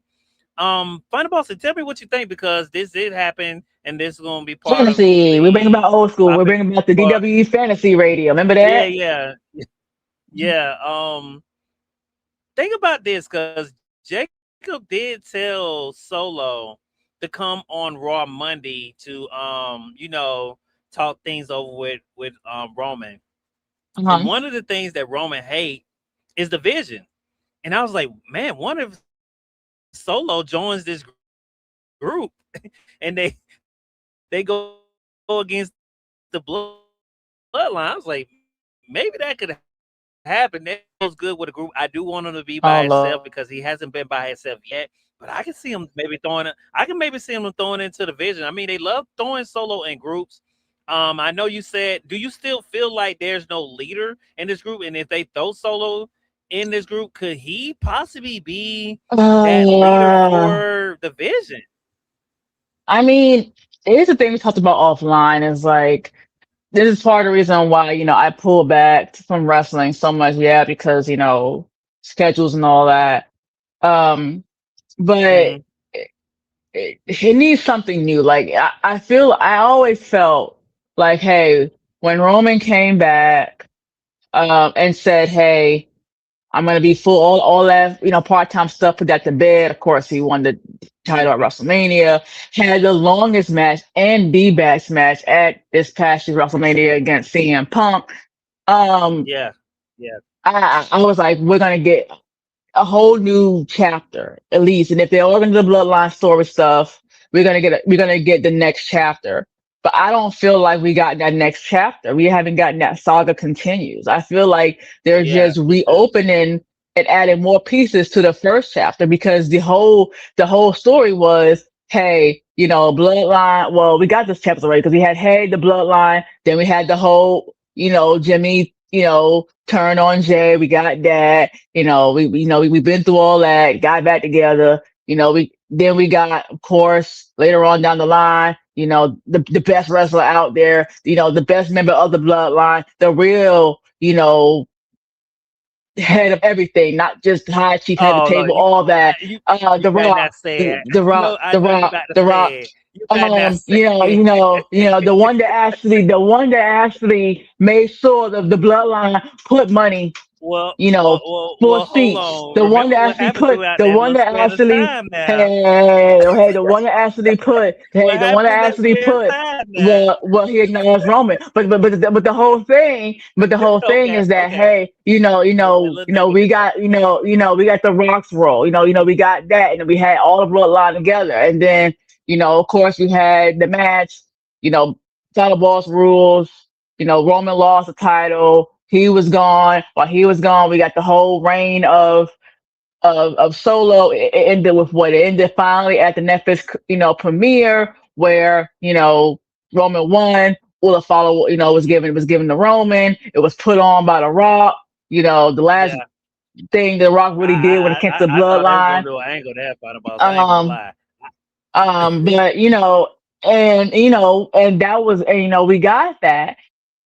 Instead of us moving to something else with the bloodline, we are now back to where there's Solo involved. It's like, okay, well, Solo had his reign, when Roman lost the title and he was gone, and he came back eventually, of course, at SummerSlam. We had the whole he won the Ulafala back. Like we had that piece. Now, of course, the one piece we didn't have at that time really was Jacob because Jacob came, of course, later on. But at that time, we had that piece with Solo. So it's like, what piece are we missing? What we're gonna do? Argue that Solo didn't actually do the service to him like he should have, even though he lost. So I mean, are we going in that Well, direction? I mean, it's still the same story for me. I got a question for you, and it's gonna be. I don't know what they're gonna be Monday, so it probably possibly won't be happening. But let's just say, because Jacob did tell Solo, and this is another fantasy booking because, and shouts out to JD Madonna. I mean JD New York. I know he said I know a lot of people don't like it, but he said it well. He said mostly when it comes to podcasters, no matter how many of us do it, mostly we're fantasy booking. So I do give him that. But here fantasy booking, we know Solo's going to be on Monday. Let's even not say it happens this Monday. Let's say he has to show up on another Monday. Let's just say one of those Mondays. If he Oh shows up with well, The well, Rock, that would that well, make you that well. interested? First of all, it ain't happening. He's coming this Monday. I mean, Jacob's told him to come this Monday, so that ain't happening. I know it's But gonna. him, I know. I'm but not saying. but but I'm not fantasy saying booking him Solo. coming I'm with the saying if Rock, one day, no, yeah. that's. I mean, it'll make me interested because yeah, it's the freaking Rock. But him doing it with the Rock also wouldn't give me too much interest because it's not like Solo didn't have the story before when he was trying to say that he was the real that he was the head of the table, that he was the next tribal chief. Like we already got that story. So it's kind of like, if we were to So do that, what? that should So have been what? So done what is right it? at, during. Go ahead. So what? Oh, I What? think I What? lost my. What is it in this story? No, no, no. What is it for this story that you feel like? And I'm gonna give my thoughts because I'm not saying I'm not interested in it. It doesn't feel like it's not there. And I guess we could give everyone our thoughts about what do you feel that will make you not just interested in this story, what you feel like they can bring in this story to be like, yeah, that's it. Now we're cooking, now we're getting somewhere. What you think WWE can do or should do to make this story be the story? Because Well, I'm definitely well, going to talk about the SummerSlam tickets. okay. Well, first off, the first piece that we're missing is, hey, before we talk about the bloodline stuff, I wanted Roman to have other challengers, right? I did want that with him being champion. Number Hmm. one. Number two, Hmm. I feel like, okay, now that we got the bloodline, because we got the Usos and of course Jacob, and I guess and eventually we're probably going to get Solo because the Tongas are doing other stuff, and then the other person was let go and JC was let go. Um, but I feel like they should not have been fighting each other. They should have been working on beating everybody down. They should have been acting like the Shield because they are now a strong team. They should have been Hmm. they should have been beating people down. They should have been taking over, doing a complete takeover. That's what they should have been doing. Number one. Why are we still fighting among family? They should have moved on to other targets. So that's the first piece that we're missing. The second piece to that is that the players that we have now, are players that we already seen play a role into it, especially with Hmm. Solo, especially with the Hmm. Usos, in particular, Hmm. those three. The other ones are kind of been sideline ones because they're kind of playing second field, either the Roman and second field, of course, to the Solo. Bring somebody else in. Bring in Zilla because we heard rumors about Zilla, but now we're also hearing rumors that Hmm. say that he ain't coming, that he gonna do stuff in Indy. So hey, but but if he was to go ahead and come and do it, that would be a great acquisition. We all know he's the son of the late great Umaga. Hmm. Or bring in some of the legends in. Of course, bring in, who I want, The Rock. But The Rock would be, unfortunately and sadly, would be towards the end of that story. But if you want to go ahead and prolong that Hmm. story, bring in somebody else. Bring in the Rakishis, right? Like have him be a part of it. You don't Hmm. have to get physical. You don't have to get physical to be a part of the freaking Hmm. story. Hmm. Hell, three of his sons are already in the fucking story. I mean, there's Yeah, other yeah, things exactly. that Exactly. there's other things that can be done. If they really Yeah. want to go ahead and stretch it, they want to do the WWE domination. I mean, hey, there's a Nia Jax right there, right? Yeah. Of course, we know Yeah. I agree. Naomi is out with maternity stuff, Yeah. but but there's still a Nia Jax, right there. I mean, so there's other pieces that we could have done. Yeah. Why are we still fighting the family? They should be branching out and going to other opponents and working on other things and working on expanding that story. And that's if, hey, we can't get Rakishi, if we can't get The Rock, that kind of booking would borrow us, some time. Have Roman Sometimes. face up. Yeah, Yeah. have I see Roman what you're face saying. other Mhm. opponents. It would have bought us some time until we could figure out how can we get some of these legends to play, a role into it. Hell, we could have had, Mhm. we could have did a pickup of the WrestleMania conference. Remember when Seth told Roman and Rock, who runs running around there? You don't run this, and Rock said, "Yes, we do." Hey, they could have Mhm. did an angle when Roman beats up Adam Pearce or Nick Aldis and have him go ahead and say, "Hey, I'm the GM." I mean, we could have did other things. Yeah. You I could have mean, said, remember when I told you, hey, we yeah. do Yeah. run this. So there is a lot of things, we could have done to expand. That would have been an expansion similar to that original story because the whole thing is that the bloodline runs this because it's the bloodlines WWE. Rock is director of the board in TKO. That would have He's the been, boss. your next step. Yep, that would have been your next step without having the Rock there. It could have been with Roman, doing things like this, and he Mhm. or he could have been having clashes with Nick Aldis and of course with Adam Pearce because they go back and forth on both brands. Now there's no brand Yeah. loyalty. He could have been Yeah. demanding to have certain things as champion. He could have been demanding matches, or demanding not to have matches, or demanding or Mhm. demanding his family to have matches, or to not have matches. Demanding his family to be on PL to be on main events of PLEs. I mean, he could have did a whole. It could have been a lot of things that we could have done. Yeah. I mean, I like that idea. I was gonna probably go a little different direction because it seems like they're holding off on. They don't know the way they've been playing in Final Boss is like either they don't want us to think Rock is coming or he's not coming no time soon. It's either one. It's either or. It's one of those two, and it's I like mean, I because mean, I'm well, thinking that like we're getting well, real I close talked to about Royal other, but Rumble. I talked about other things, besides the Rock. I don't list 10 things besides we can do if the Rock is not available. Well, I So mean, I we mean, got. it's no I feel like excuse. he has to be a part. He has to be a part of this story. I mean, unless the people wanted to be like he's the end all be all, then I'll go your route. But I don't think even if we add the Rock, he has to be the end all. You can do a But you lot know even what? in But you certain know areas. what? The problem with that, the problem with having the Rock, and the way the story was pitched, the problem with Mhm. having the Rock and what having Roman. Then after after they had that piece if it's a match or not, what does that leave for Roman? Because at that point, as we know, Roman is set to stay for a while because the Hollywood thing Yeah. didn't work out. So now that we know he's staying, the problem is that it sets Roman back for 5 steps back because he's not going to leave. He's going to stay in WWE, which is good. But it's like, what does he do from there? Hey, you're already with I don't champion know. twice.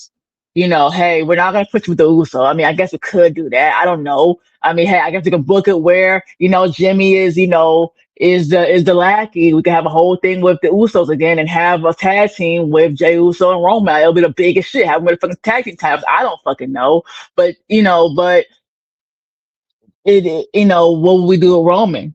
Because hey, you were champion twice. We had the whole thing with Rock. We had a thing, ideally we had the whole thing with Rock. We had the whole thing with Solo. So what do we do with him? I mean, so it's also that piece too, is that if we push the him and Rock thing, then Roman will have nothing. And you know what could happen? He could be one of them stories I just talked about earlier on the podcast where someone else booked the great and now they're booking to oblivion.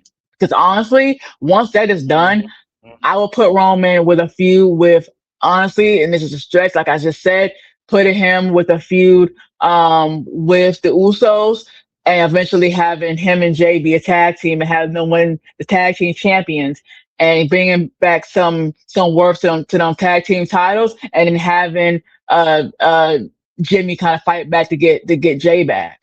So I Mm, mean, mm, yeah, okay, so that's I where like I'll that. put him. And then after that, who fucking knows what he would do? I'll have him maybe go for United States Championship, maybe go for IC tent title. I don't know if Roman wants it or not, off screen. But I mean, that's the piece is that hey, what do we do with Roman after we reach that little piece right there with the With Rock? Rock So and Roman, yeah, that could be another yeah. reason. That could be another reason why we're not getting, not just because the Rock is not available, not because the Rock said, hey, I don't do it, well, can't do it. Y'all broke. I'm not. Um, Oh Lord. you know, you know, uh, check your bank account, TKO. Um, do you have money to pay me or not? You know, um, and the answer to that is, no or not yet, or actually yes we do. Then where's that leave Roman? So there's also that Yeah. piece too. We're all putting it on Rock not being available, not I want to do it, but also it's the booking of I Roman like I Reigns like and I what. like I like that first idea that you had though. I didn't think about that, just hmm, getting the whole Well, family no, together, don't say that. You going gotta through the hide whole it because then WWE. be quiet in Yeah, here. Don't well, say nothing. You're hey, gonna have damn if WWE they going say gonna that, I take think it, I'll man. be Shut more up, shut interested in up, that. Cause shut up, thanks God, shut I up, mean, at least shut it's up, something. shut up. Okay. Oh God, here we go, here we go. God damn it. Speaking of the bloodline, Jimmy did attack LA Knight. We know that LA Knight, it Yep, so seems like he's being back inserted into this bloodline story.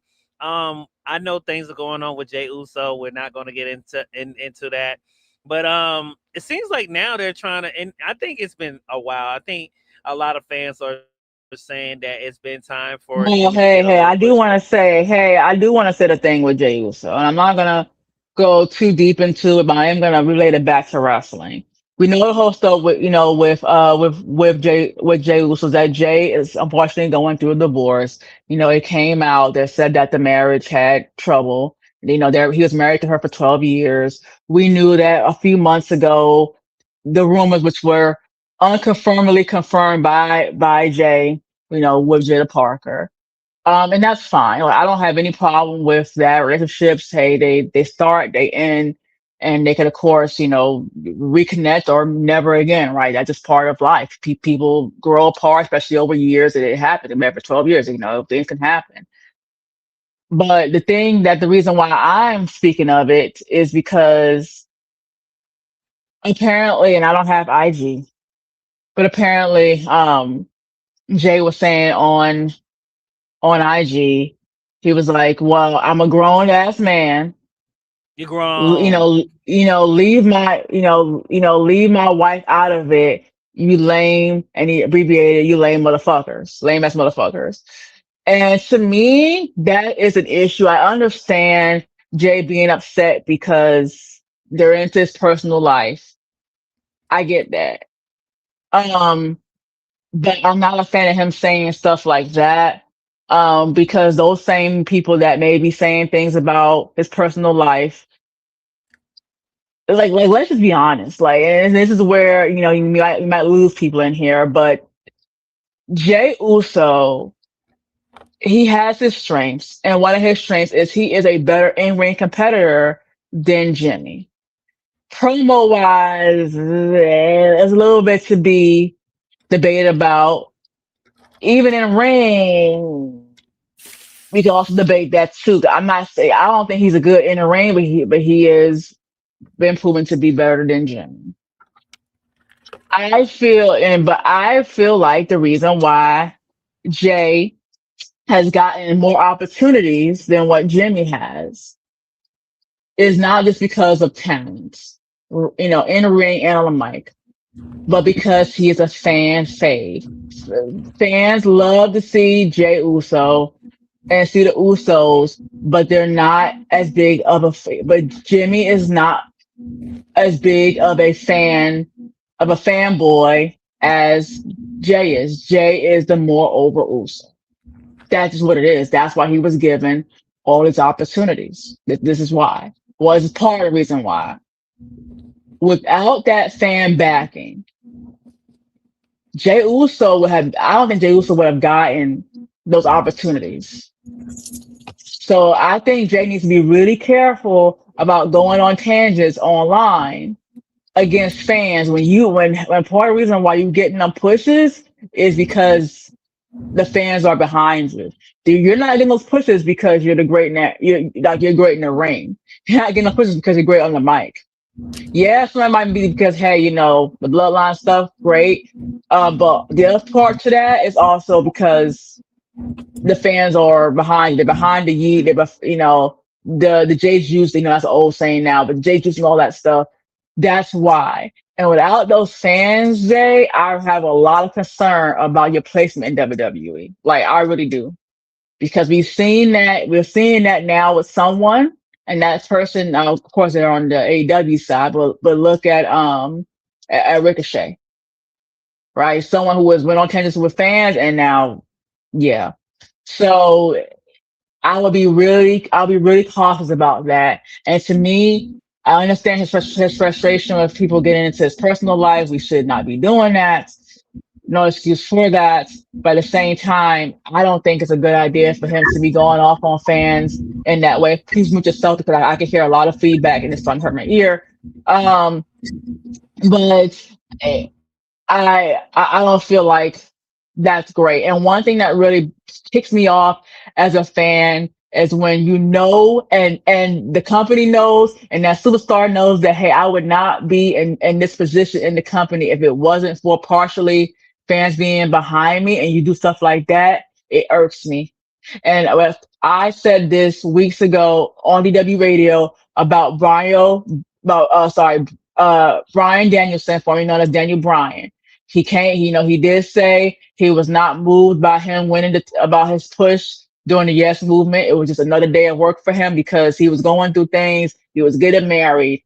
And to me, that irked me because the whole reason why you got that push was for two reasons. One, CM Punk left, and two, because the fans pushed for it. If it wasn't for the fans or for CM Punk leaving, I know, the company knows that, hey, you would have been right in the mid card because WWE did not see the worth at that time in Daniel Bryan. And the fact that you're gonna come out years later and say that and say, hey, I wasn't phased by it, I didn't care, and fans literally fought for that is to me is absolutely crazy because I don't know if people remember or if they just would not want to remember, but hey, they stopped Batista's push because fans were pushing for Daniel Bryan.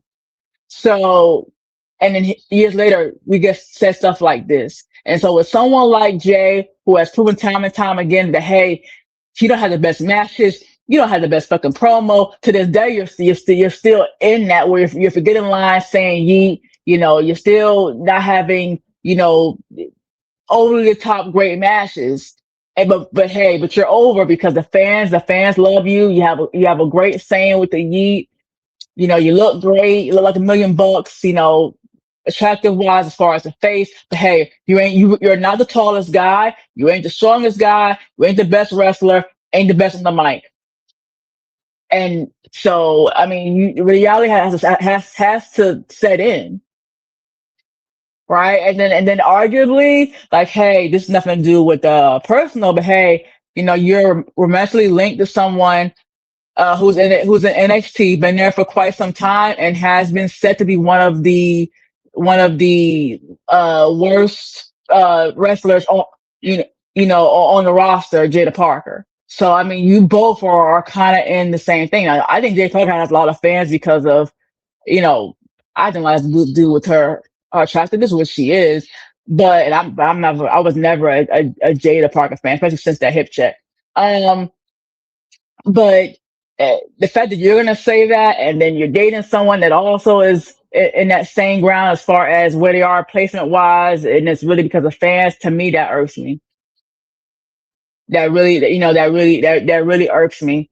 And hey, you were given chances before because of the whole DUI stuff and everything, and the Jimmy stuff.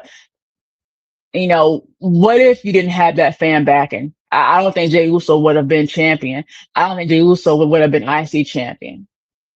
I don't think he would have gotten that big solo run. Now I believe we still would have gotten the bloodline stuff. As far as that solo run, I don't think that would have happened without the fan backing. And Jay also needs to really think about that and really put that into perspective before he goes out and say things like that and call his fans lame motherfuckers.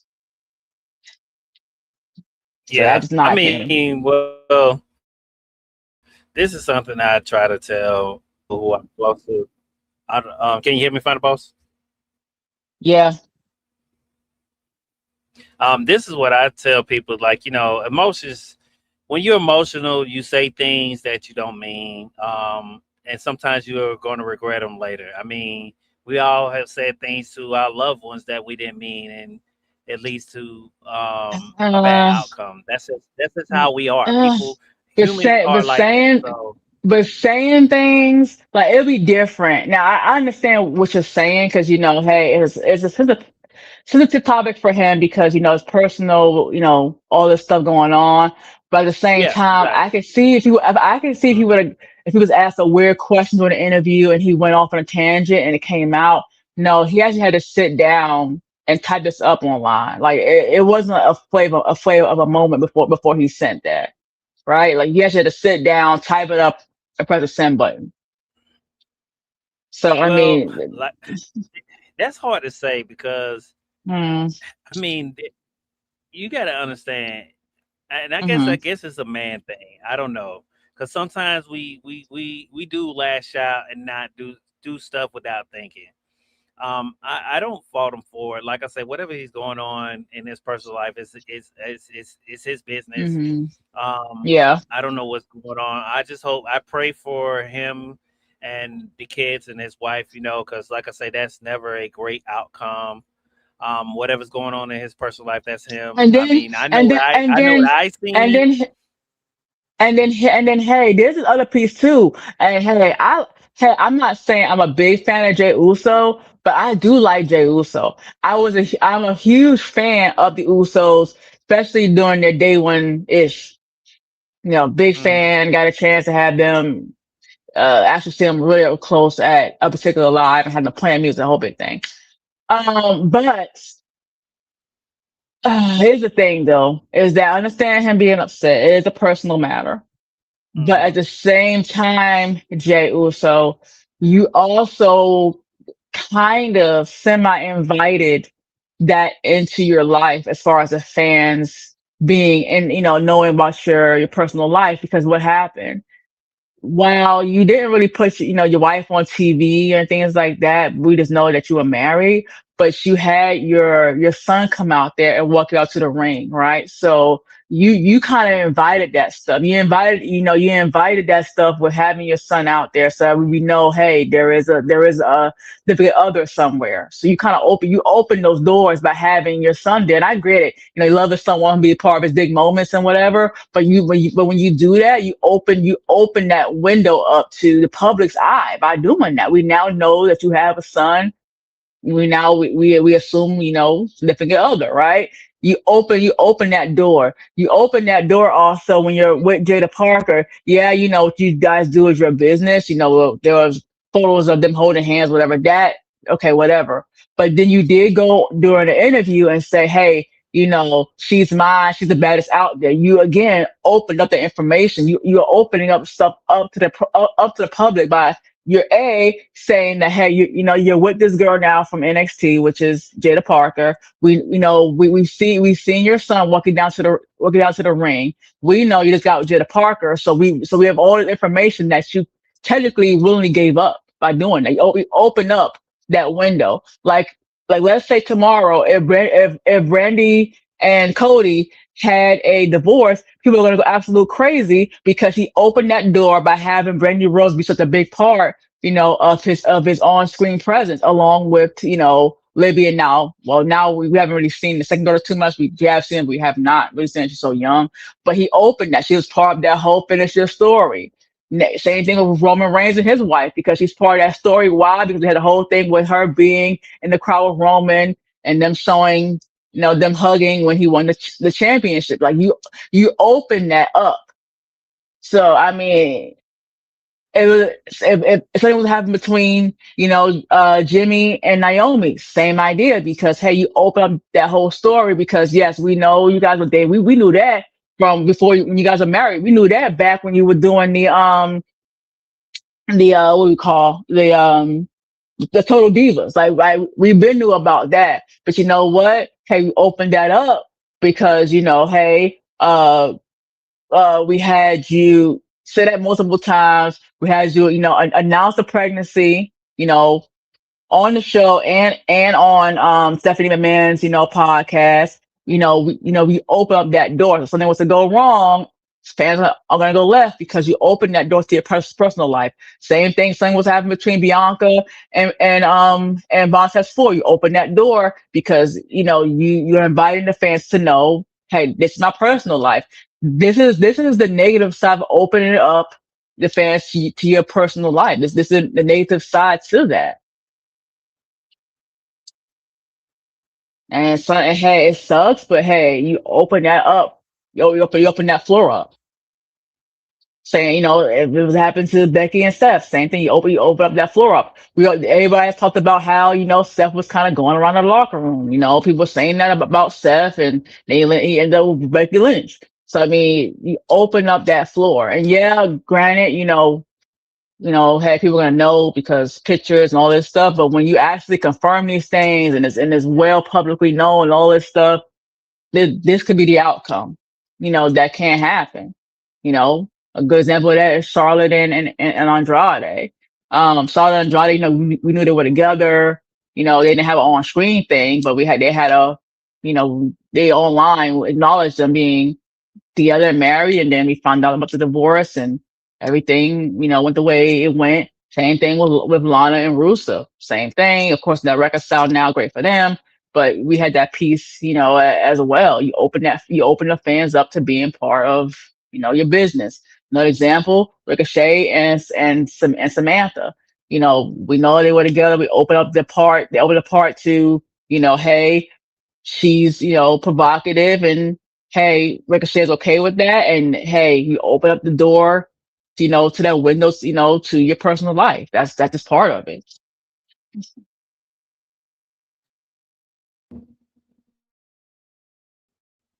Yeah, that's true. I do agree with you on that. On Raw, we got another. We had the return of not just Nick Otis. We had the return of Gunther. Um, I think this is a question for just not the for us, but just for people who are here with us on DW Radio. Hmm.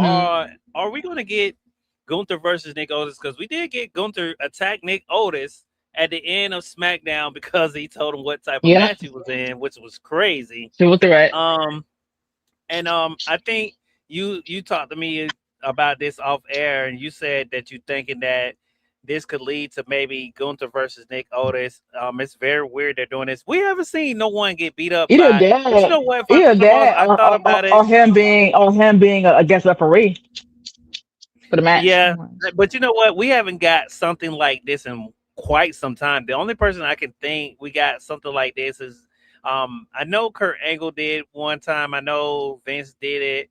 I think Sean did it, but I don't think he was a GM. I think he was like, on someone's team. Maybe he could have been a GM, maybe.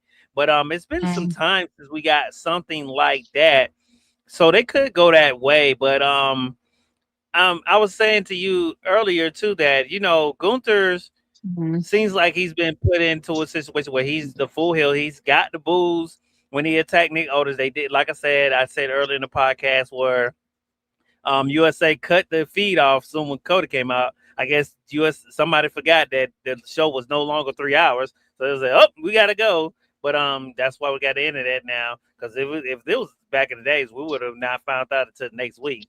But yeah, it seems Mhm. like that's maybe the direction they could be going. Final balls.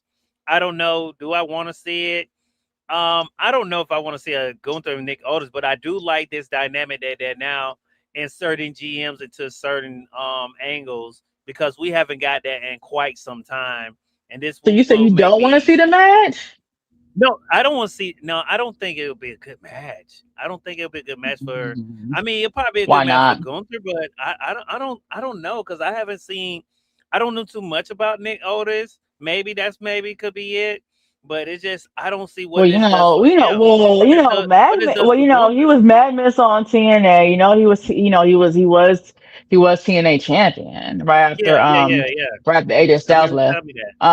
Yeah. So I mean, it could be really really good. The only thing that I worry about with matches with Gunther is that I feel like it'd be a whole bunch of goddamn rest holes. So it's like, yeah. So it's like,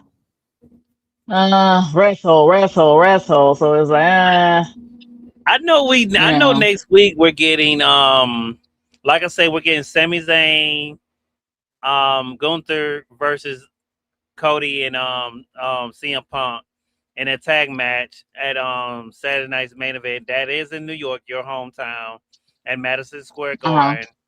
Um, I'm really, I'm really kind of wondering. I would like them to maybe make Nick Aldis the referee. I think that would be Mm, crazy, because you can kind of mm-hmm, get some maybe some angles there. I think more people will probably lean to maybe Cody and Punk maybe winning. But hey, remember Cody and Punk is supposed to be having SummerSlam, so this is the team that's supposed to be teaming up and also facing each other at the next PLE. It's going to be really interesting on seeing how they're going to go with this at Saturday night's main event. I think we only got like maybe I think three matches so far. I could be wrong, like three or four matches so far on the card. I think that if we got four, I think that'll be it. But yeah, I want. I'm not saying like. I don't think it'll be a decent match. It's just I don't know what this does if they do a match between Gunther and Nick Aldis. What does it do for both guys? I don't think this helps Gunther get back to maybe us thinking, well, okay, he's back. They stopped calling him the career killer, so that's dead. Or back to that. I don't know if they're trying to make him be that, heel, like heel character, because you do have those type of characters that people are going to stay heel and they're just so good as being a heel they'll never be a baby face. Maybe that's the case. I don't know. Iron Sheik is maybe probably one of the people who we think of when it comes to maybe being one of those heels that people hated, but at the end we loved him because we know all of this stuff he used to do on X. But I mean, maybe that's the way they're going with Gunther. Maybe he's the modern day Iron Sheik. Maybe he'll just stay, heel and make piss off the crowd, and we boo him all throughout his whole career. I don't know if that's the direction we're going to go, Final Boss, but it'll be real interesting to see where do we go with Gunther and Nick Aldis, Final Boss. You got any last thoughts before we move to our next topic of SmackDown?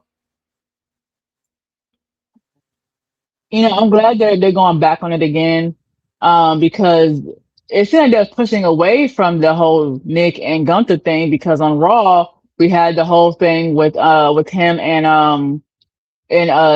Adam Pearce, Adam and I'm like, well, Pearce. I guess they're down Mhm. with it, and then now Yeah, here we are again.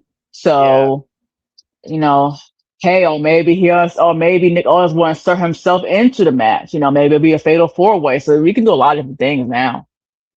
Yeah, yeah. I mean, it like I said, it'll be really interesting on seeing where do they go with this whole thing.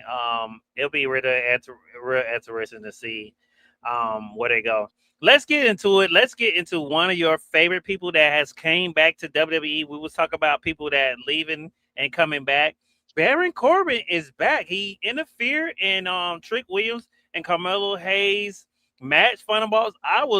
I'm not gonna lie. It's been a while since I've been shocked, but and I did hear he was coming back, but I was not suspecting Baron Corbin to come out on a Friday night SmackDown. Final boss. He looks great. Did the inner days. They call him by his original name, so I guess he's gonna go by Baron Corbin. I don't know because sometimes they call the person by their name, and then next thing you know, they do change the name. I wouldn't see why because I think WWE does own the Baron Corbin name. I don't see why they would go by a different name, but we'll see. But yes, the Lone Wolf is back. Final Boss looks great, and looks like he's going to go for one of your other favorites, Trick Williams, for the United States Hmm. title. I think they might do either a triple threat or a fatal four way. Ricky Saints, Baron Corbin. Carmelo Hayes and Trick Williams at SummerSlam because I know they're going to try to make SummerSlam. Don't forget, it is 2 nights. They might going to try to make that card be a great card. I'm not going to lie. He looked great. He did great, and I mean the crowd was going. He got a great crowd reaction. Final balls. Great to see Baron Corbin back, the Lone Wolf. I want to hear your thoughts because this is your guy, Final balls. Baron Corbin is back at WWE. What's your thoughts? Um, Yeah, I'm really happy to see Baron Corbin. Busy right now, so I'm about to go in a second. I'll be back in the next Okay. 10 minutes. But I'm really happy to see Baron Corbin.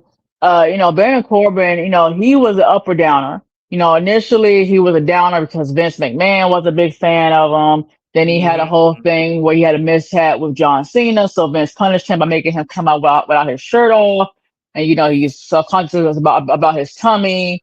He used to have long hair, then he started balding in the middle, so he shaved his head, but he was um Money in the Bank. Of course, that was ruined by John Cena during the SmackDown. He was King Baron Corbin at one time, and then one of my favorites, a lot of people like to overlook was when he was the Constable of Raw. He was the GM of Raw, known as the Constable. He famously and / non-famously retired Kurt Angle during that time. So Baron Corbin had did actually, a lot of things before his departure. Um, and I'm excited to see him. I was a big Baron Corbin fan, especially during his Lone Wolf days, him with the long hair, end of day, him doing the end of days. And I'm very excited to see him. I'm hoping that they don't drop the ball on him. I hope he's not one of those, hey, you're back, first 6 week push, and then he goes into the oblivion, with Rusev and Ethan Page. Like, I hope that he actually is going to go for United States Championship. I hope that he actually wins it, even though I love Trick Williams. I hope it leads to something great for Baron Corbin. I've heard rumors. We all heard rumors about him making his return.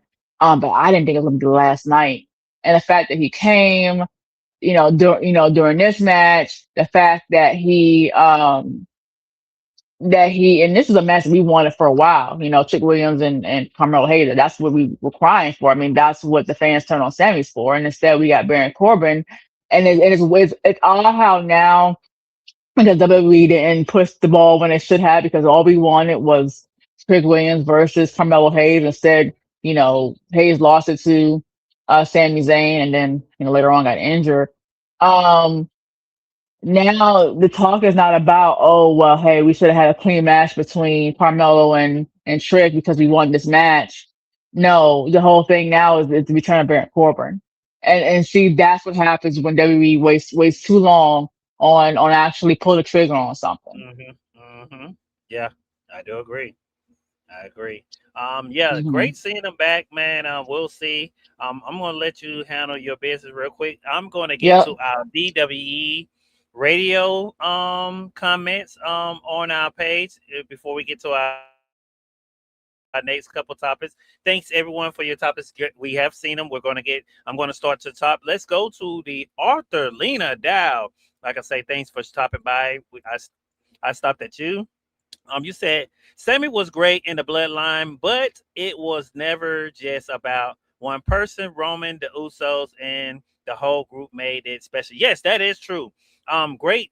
I'm not gonna lie, Lena Dow. The whole group made it special. Even Solo. I mean, man, the thing. I mean, Sammy made Solo crack when Solo must have been serious. I think that's why now Solo does the little silly stuff here and there because I think he wants to show that side like he's not always serious. I like serious Solo now. Don't get me wrong, but I like serious Solo too. So that is true.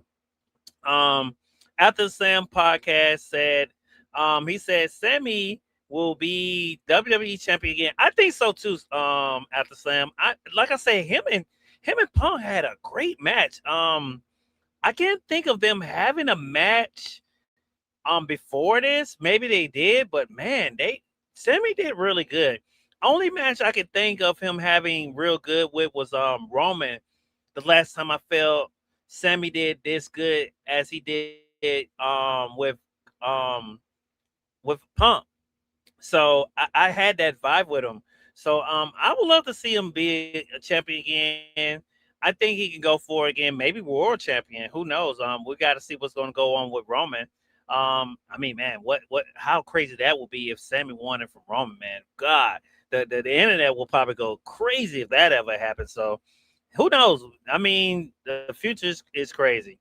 Another comment from Slam said that again, same thing with Christian to Kristen. I guess he was talking about I don't know if he was talking about Christian from AEW or Christian from somewhere else. Um, they did the same thing they did to Christian. Yeah. Oh yeah. Okay, I know what you're talking about, Slam. Yeah. I know you're talking about what happened with back when he was world champion. Yeah. That's crazy you brought that up. I forgot about that, Slam. Yeah, great catch. That was something they did with Christian. You're right. You are talking about Christian. I knew you was. I was like, he got to be talking about Christian the wrestler. Yeah, that is true. Yeah, that same thing happened with Christian. You are totally correct. Great catch, Sam. I did not think about that. So great catch. Shouts out to you. He said, I see that vision. I don't know if he's talking about Solo being in the vision. I did talk about that. Who knows? That would be crazy. If that does happen, that's just something I was thinking. If Cody doesn't turn at SummerSlam, he never will. love that. Love they did that with Maxine Dupri. Man, Maxine Dupri, I think she needs this. Not saying the baby face was not getting over with her. I feel like this vision turn could be better for her, not just the group. I think this turn is for her. I know a lot of us on the IWC is looking for something for the vision. Like I say, and I did throw that solo thing out there because I don't know if they're going to do a War Games thing. I said this to Greg and Reggie in our IG chat. I was like, man, one of Solo joins the Vision because I think by then Logan Paul will be back healthy. Bronson Reed should be back. Breaker and Theory, and if they have Solo and Paul Heyman, man, I mean, them versus Roman could be crazy. I mean, who will be on Roman's side? I gotta give him Zillify too. You got Jacob, you got Roman, you got Jimmy, and you got Jay. I mean, there you go, 5-on-5. Why not? I mean, let those boys cook. Could you imagine? I mean, that could maybe bring the Vision back to where they at because I feel like a match with Roman and them could maybe bring the Vision back to a glory of making us look like, man, this group we might have could have slept on this group, even though Seth is now gone. That maybe could do with it. I don't know. Like I say, even if they do a 5-on-5, I'm not against the 5-on-5. I just love War Games because War Games. I guess I fell in love with it because, like I said, my favorite War Games was with Roman and them, the first Bloodline when he hugged Jimmy. I mean, not Jimmy, but Jay, and Jay was the first one to go out into the ring, and the whole thing where Roman stopped Jimmy from going out there to save his brother, and he sent Sammy. That whole storytelling of throughout that whole match was cinema. And that's why I know why you hear Jimmy and Jay and even Sammy sometimes, even Roman say, we was the one that made the word cinema.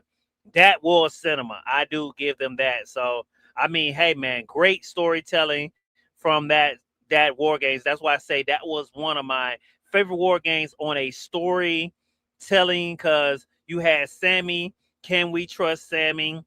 Will he turn on KO? He finally did the turn on KO like he did back in the NXT. Did the whole little kick in the ring, and I mean, Roman gave him that look. I mean, the whole sequence was beautiful. And at the end, him and Jay hug each other. I mean, what more you ask for? I might go after this show. I might go back and watch that whole match because it's one of my favorite matches from War Games. So you see how excited I'm about it. I love that match. So that's it. That I do agree with you on that. He said, Aries said, speaking on Maxxine Dupri, they could find better though, but maybe he said Roxanne or Jordan Grace could be great. Oh, are you saying that you feel like that the Vision could maybe add a Roxanne or a Jordan Grace? Jordan Grace has been gone for quite some time. I don't know what's going on with her. But I would like to see Jordan Grace. I wouldn't say be in a vision, but just be back on TV and be dominated like she was in NXT, man. I mean not NXT, but well NXT and TNA. It'll be interesting to see. I haven't seen her in quite some time. Hope she's okay. But we'll see what's going to go on with Jordan Grace. I mean, we'll see. Um, Greg said that I think Sammy and KO team up. I could see that. I could see that for him in the long run. Yeah, I mean, hey, who knows? Yeah, Kevin Owens and Sammy could team back up. Greg, that could happen. Sammy and KO. I mean, we seen the video of when KO came backstage and Becky brung KO to give him a congratulations on winning the title. I can see that happening. Man, that will be crazy if you have Sammy and KO go after Punk and Cody. Who knows? I mean, you can get that dynamic. You can go so many ways. Like I say, I would love to see if Roman. I mean, man, could you imagine Roman just saying, "Hey, I know how it feels. It's unfair that you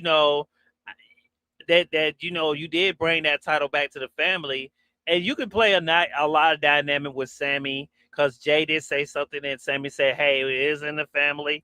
You can play it, it's a lot of things they could play in that, Greg. So we'll have to see what's next for Sammy. It's gonna man, this is gonna probably be either a like Slam said, a great heel character art or a great babyface art. They can go a lot of ways with Sami Zayn, guys. So we'll have to see. Back with the author, Lita Dow with a pen. Finna put it down with the pen. She said, Sammy doesn't need to be in the bloodline again. What he what he did was special, but his story has moved on beyond that. He can stand on his own and stay as to be still be the top guy. Yeah, I do agree with that. I feel and that is true, Lena. I feel like the match with Sammy was was a decent match. It was a decent match. And I feel like the after Sammy left the bloodline, it has put him in that main and card angle. Yes, he did with the stuff with the United States title, but I think they did that because they wanted to try to see. They thought I guess they thought Carmelo Hayes wasn't gonna bring something to that title, and they got it wrong, and they got Sammy the Boom, which did lead to a great character arc. But look where we at now. I mean, look how stuff falls. If WWE knows how to use the momentum and know how to write stuff the right way, they can use this moment and do the right things with Sammy. So you are correct. I feel like he doesn't probably need the bloodline too. It wouldn't make sense right now. I mean, can that make it interesting? Maybe, but like I said, we've seen that. That's something that Final Boss said was a concern. But I mean, it's something possible. I love that idea. What Greg said though, Kim and KO. I mean, man, they could do a lot with that. They could do a lot with that because last time we seen KO, I mean, he was so high on beating down Cody Rhodes. So I mean, hey, Sammy's in that boat. So I mean, those two being heels, we haven't seen it yet. So man, I would love to see a heel Sammy and a heel KO teaming up. That would be really interesting to see. It said Greg said Maxxine surprised me, but it's definitely a shake up. It will shake up things going forward. I'm glad she's involved. Yeah, I'm kind of glad they finally pushed the button, Greg, with her. Finally, thank God they got her involved. They've been teasing it, been teasing it. They're saying they're gonna go the romantic angle. What this does for Liv and Dom, I don't think Liv and Dom has been at that peak. I'm surprised Fan was upset about it. I'm like, well, Liv and Dom hasn't been that high in quite some time. So I was just very shocked. I feel like most of maybe Judgment Day is probably going to come to a either a shakeup or an end. They got to do something with it sooner or later, but we'll see. Speaking of Judgment Day, Lena Dow said the dynamic feelings the dynamic feels to the Judgment Day Maxxine theory are playing the role alliance within the group. We will see how the loyalty plays out. Yeah, see, she just said the same thing I was saying. Yeah, Yeah, we'll have to see. It seems like Paul had a hand in it with that Lena.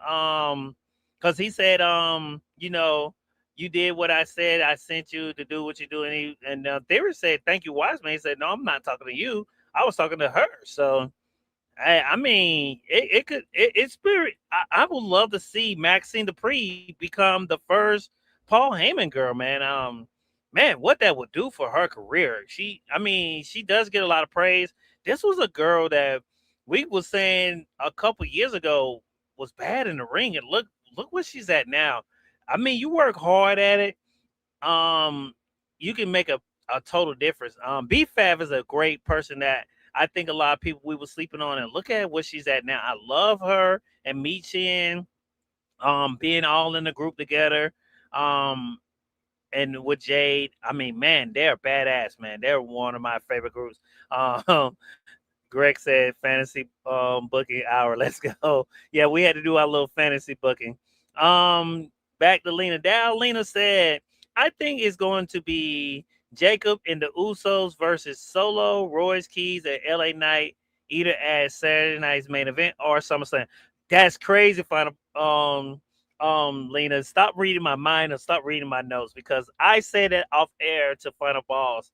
I was like, man, either and I think I said it to Greg. I was like, what if it's Solo on Royce Keys and LA Knight team up? I don't know if Greg told you I said it, but I actually said it. I was like, either Solo and Royce Keys and LA Knight is going to team up, or Solo's going to go to the Vision. But I like that I did. I can see that happening. Lena, I mean, me and you are on the same wavelength, so that's crazy.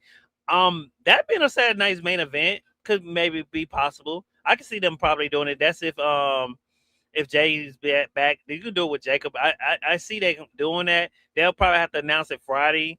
I mean Monday. I can see them doing it Monday. Maybe Royce Keys comes on Monday and come out there and say Solo, because LA Knight is already on there. That's how you get the three, and you can announce that match for Saturday night's main event. We can see. I feel like it's more of a Saturday night's main event match. You could go a different way for SummerSlam if they wanted to. So yeah, me and you are thinking the same, Lena. So that's crazy. Um, Eric said, it's one of my favorite topics here. Okay, so Jacob joins the Vision and becomes the IC champion. I don't see Jacob turning on Roman because he's so loyal, but I mean that could be possibly a possibility, because normally they love doing that where someone's so loyal you don't see the turn coming. So I can maybe see him doing that on Aaron, but I'm with Final Boss. I love her idea of saying keep the family together and let the whole family just dominate the WWE. I love that that angle. I don't think that's something that I think that's something they should do, but Jacob joining the division will probably will make Roman. I think anybody in his family join the division will make Roman blow a gasket because he already, that man said he hate the division. Even if Seth Rollins wasn't in it, he just say hate. I think it's because Paul Heyman's over there, which is crazy. This is a wise man, Tribal Chief. Come on, man. But we'll have to see. Lena Dow says Zilla is on the way, and the bloodline is only going to get stronger from here. Yeah, I do agree with you on that. Final Boss said it perfectly, man. Adding Zilla will probably make another element.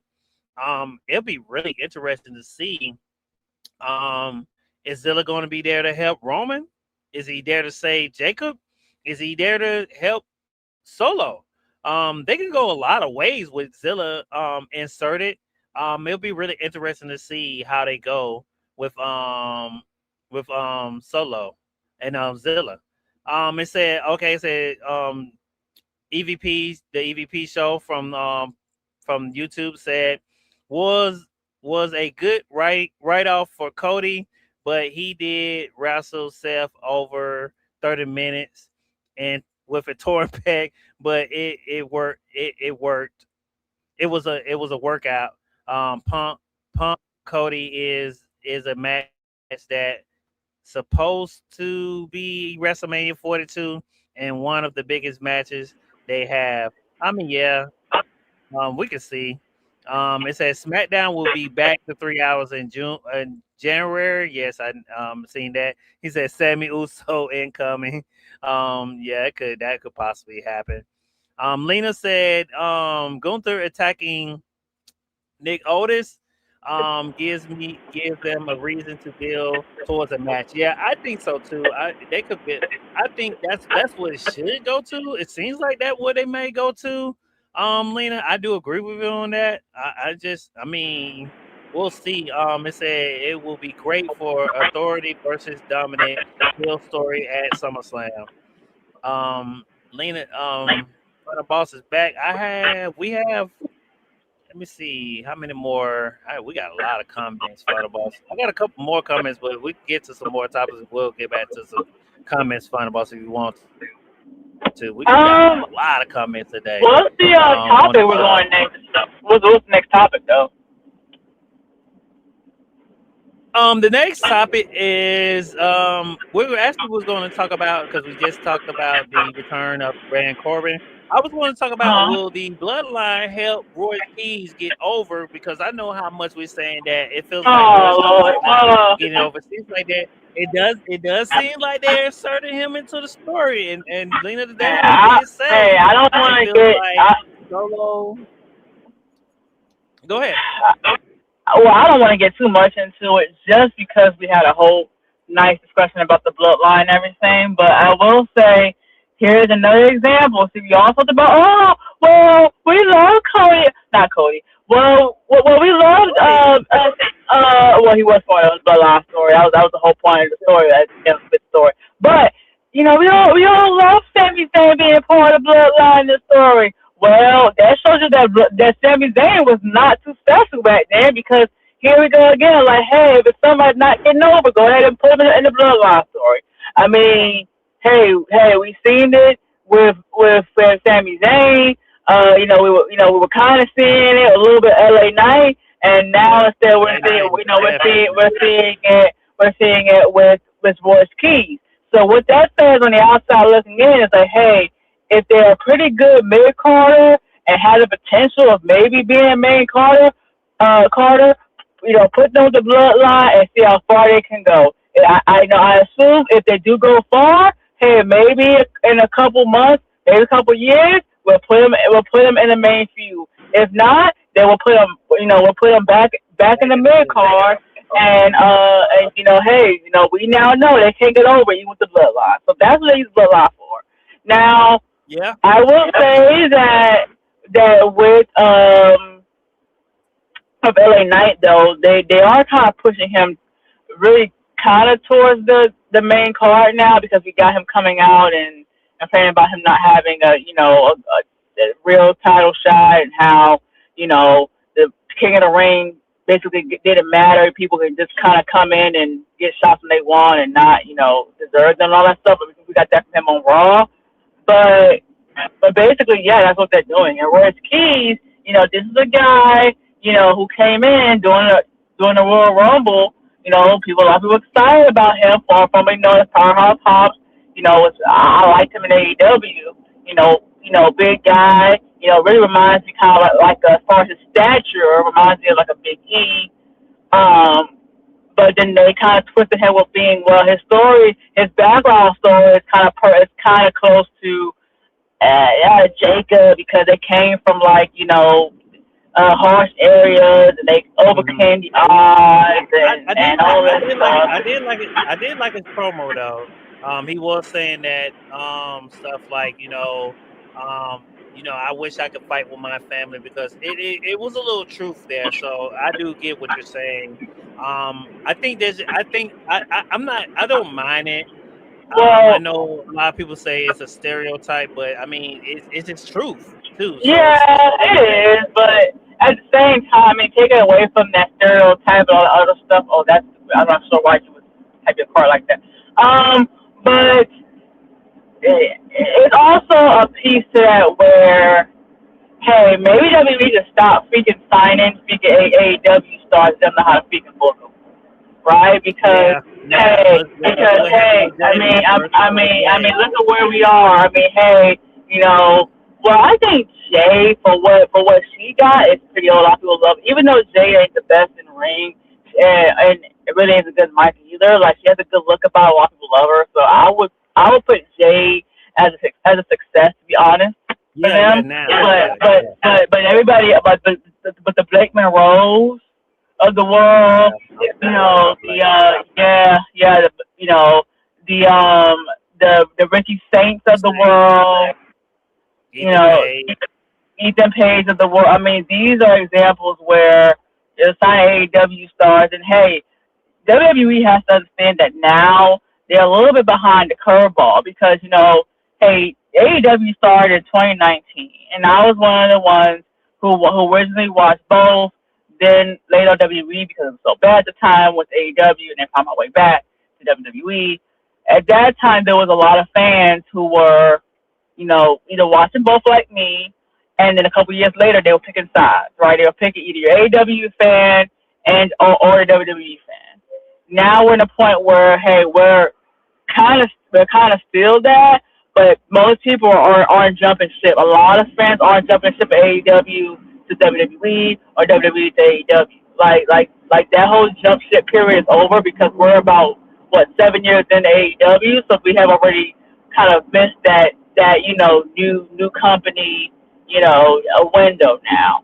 So a lot of fans who don't watch AEW who watch WWE that don't watch AEW. So when you bring Yeah, over when you bring over stars that are big at AEW, you bring them over to the main roster. A lot of the WWE fans who don't watch the product are not going to be familiar with that, so they're not gonna get over it. Then on top of that, then when you poorly book them and think, hey, they're gonna get over regardless because they were a big name in AEW. We ain't gotta give them the best book and they'll still get over. That it's just not the case, right? So I mean, that's that's one piece, um, and that's the issue. And so, I mean, I think with Royce Keys, as good as he was in AEW, as good as his looks look as far as how big he is, hopefully they can use that to give him a really good push, because they cannot just rely on him being a AEW star as a way just to have him be over. Yeah, he got a big pop during Royal Rumble, but ever since that initial pop, I mean, he's not getting it because hey, either the fans don't know who he is, have not seen his work, and off the back he didn't really have a really good gimmick behind him besides, and he's big and he's from AEW, and then went from that to uh, he came from the hood, right? Like he doesn't really have like a good gimmick. Then we kind of tied him up in the whole stuff initially, with the Damian Priest and R-Truth stuff, and of course, things happened. R-Truth got injured. Damian Priest is probably doing stuff in AAA, so now we push him from that to over here, with the bloodline. So it's like we don't have a good lane for him to stick with as far as the story. He doesn't really have a good gimmick. Yeah, so you're setting someone up for failure as far as booking wise, like when you do stuff like that. yeah, that's true. Yeah, we'll have to see. Who knows? For Roy's Keys. Let's get to our next topic, which is there was reported by Power Slap on Power Slap yesterday. Actually, Rhea Ripley was on that show, and she did announce that she did suffer a torn meniscus. And she's unsure on a timetable when she'll be back. Final balls. What does this do for her title? I mean, we're almost close to being. Yes, I think she has to vacate the title again, which is crazy. But I mean, man, and I said this behind the scenes. I mean, I love Rhea. Rhea seems like she does good, but every time she gets the title, she gets injured. I know injuries happen, but I'm just so afraid that now with this injury, final balls, I'm wondering is TKO going to ever give her a chance of? I'm not saying she's not going to be in the main card picture, but is they ever going to ever give her back a title shot? Because this will maybe be the second time she's got injured since having a title. I don't know what they're gonna do, when they're gonna start announcing how they're gonna do it. I think they need to do some type of maybe tournament. Maybe they're probably just gonna come up with a match. I don't know who's gonna be in the match because I'm trying to figure out who's on SmackDown. They can set up to go for this title because the only person I can think of that's not going for a title. It seems like they pulled away Jay because I guess that's the person they're gonna try to do. Charlotte's there, so maybe they're gonna try to maybe do Charlotte and Jay because Jay was going after Tiffany, but it seems like they pulled her away from that. So maybe they're gonna do Charlotte and Jay final boss. I don't know. I hope Rhea gets okay. I hope everything's going okay. Hope she comes back soon. Hope that she doesn't get pushed out of the main card picture, but who knows? We know how TKO is. You got any thoughts, final boss, about Rhea Ripley's injury, about her meniscus injury? I mean, when it comes to Rhea Ripley, I love her entrance. Has a really good look on her. When she's all definitely gonna get up. But for me, not good as a promo. Not the worst, honestly, especially for the female side. But for me, not the best promo. That's definitely not the worst promo. But also, yeah, as far as the in ring, to me, once that bell rings, but besides the entrance, I'm not a big fan of her in ring work. I think she, especially if there's a rip tie, it's set up so slowly. I'm not a big fan of her in ring work. Now, there's a lot of people, and there's also me, as part of those people as well, believe that hey, she's being pushed, especially by Triple H, because when she does wear her whole get up, she does look similar to China, and we all know the story of Triple H in China, and then eventually Stephanie McMahon. So, I mean, there's that. She does have that good look. And honestly, one can argue, hey, when she does come back, they probably won't put her for a championship title again. I don't think that's true. Because while we do have a lot of women now, we don't have a lot of women that I feel like that has in place to be, the top contenders for that title. If your top contenders for that title, the same people. Would be Rhea Ripley, would be Jay, maybe a Tiffany, right now, that's how they're pushing them, to be, maybe a last legend. But, so it's not, like there's not a lot of options. Now, one of them I feel like is going to be the next option now with the booking would be maybe Charlotte Flair again. But we only have so much room in that roster to we have those call-ups. Like those call-ups that we have now, like Fatal Influence, they're more geared towards the tag team, right? Your Soul Rupert, like her buzz is starting to die a little bit. I've noticed that with her. Your pages, maybe she will. I would like to see her go for a title, eventually besides the tag team. But right now, she's in that tag team, division. You look at Roxanne and Raquel Rodriguez, when they've got opportunities, they're kind of like in that middle ground. Mm-hmm. So I mean, it's just not a lot of options as far as booking wise right now. We can really do. So I feel like we are really because of that, because of stuff I just talked about the resemblance to China. I think it's always going to be in that title picture. Problem is that hey, it's not the first time Rhea has gotten an injury that that we know of. And so it's also not the first time we heard Rhea at the end of somebody else. So I mean, it's risky, but hey, we can only deal with the cards that we have, and you know what? As those who gamble, like would say, you gotta play those hands. So you have to play the hands that you dealt. So. Yeah.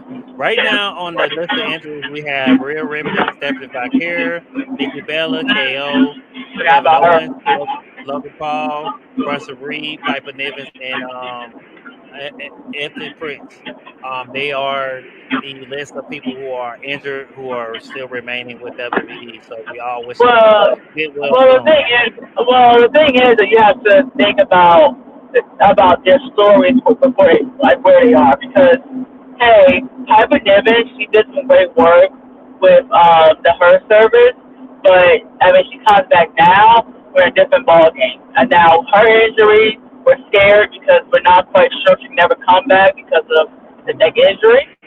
Hmm.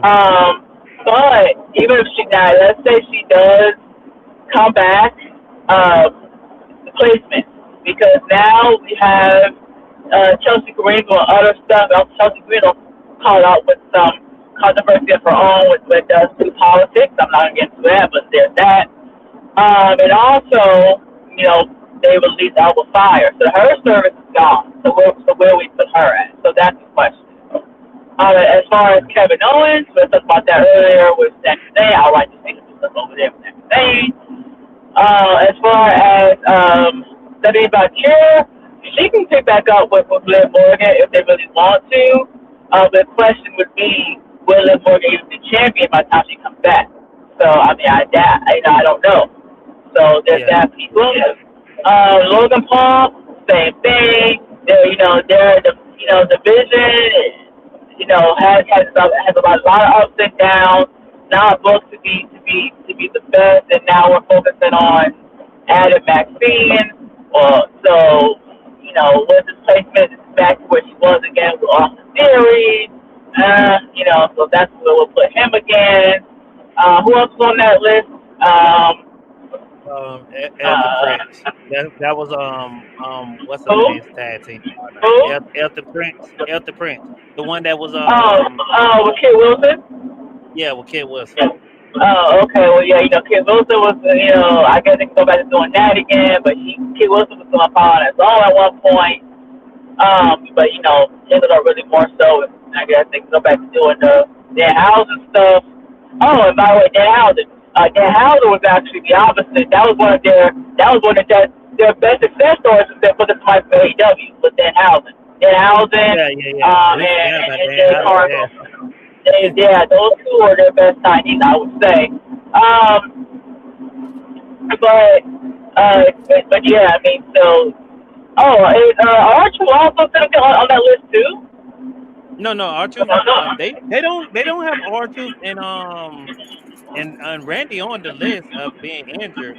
But from what I understand, I don't think R-Truth is not injured because they are having him and Damon Priest are supposed to be having a tag team match against the Royal Raiders for all the titles for the AA titles and the SmackDown titles. So I think Truth is maybe now cleared. Now Randy, I don't know why he's not on the list.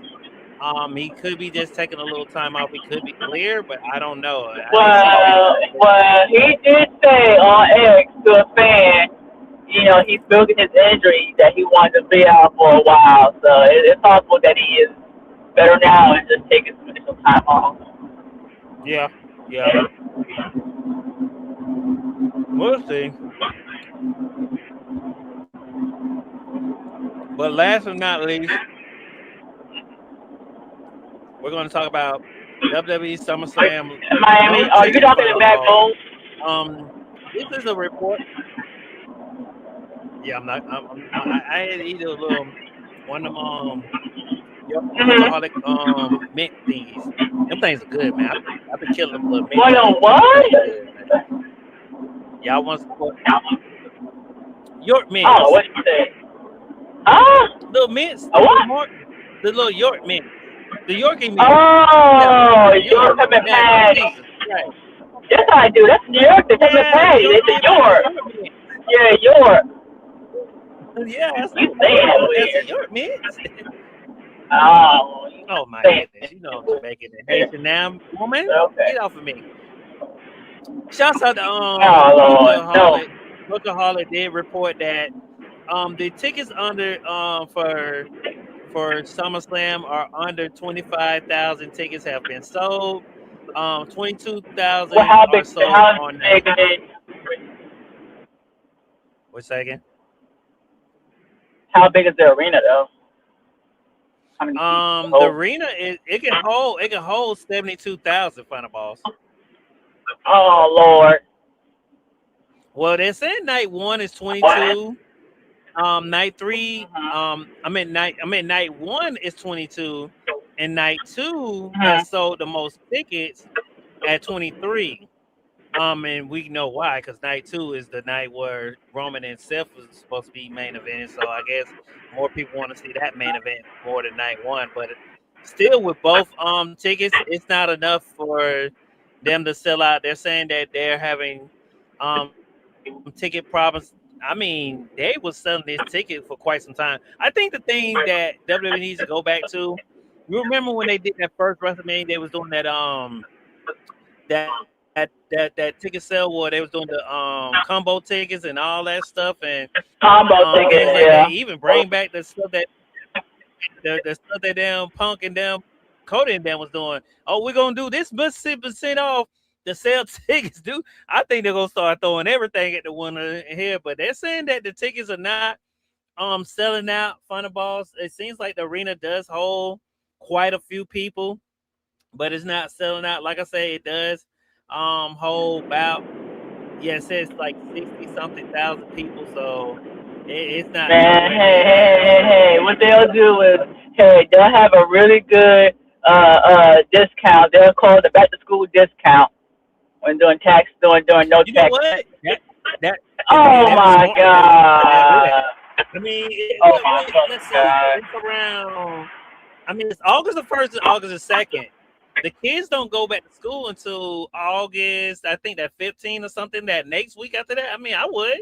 Why not? I mean, hey, this is last minute. You want to take your kids before they go back to school? Here goes. I mean, we'll give you % off, on tickets. Wait a minute. What day is SummerSlam? August the 1st and August the 2nd. It's 2 nights. It's not the 21st. You said the 1st and the 2nd?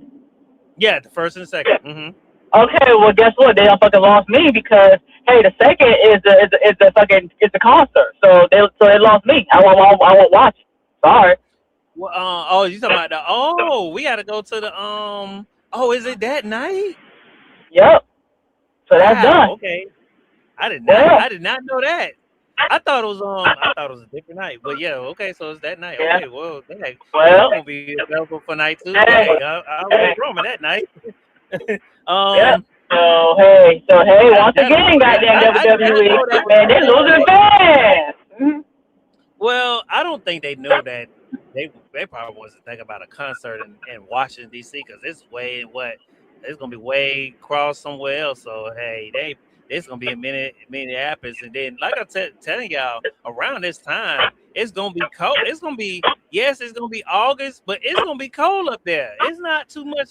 I know because I had my headquarters where I used to work at used to be but you know what? It's in August. It's actually a good time because they don't want them to be fighting in like 110-degree weather outside and risking, heat stroke either, man. So there's that. I mean, but it wasn't gonna be. It ain't gonna be 100 up there.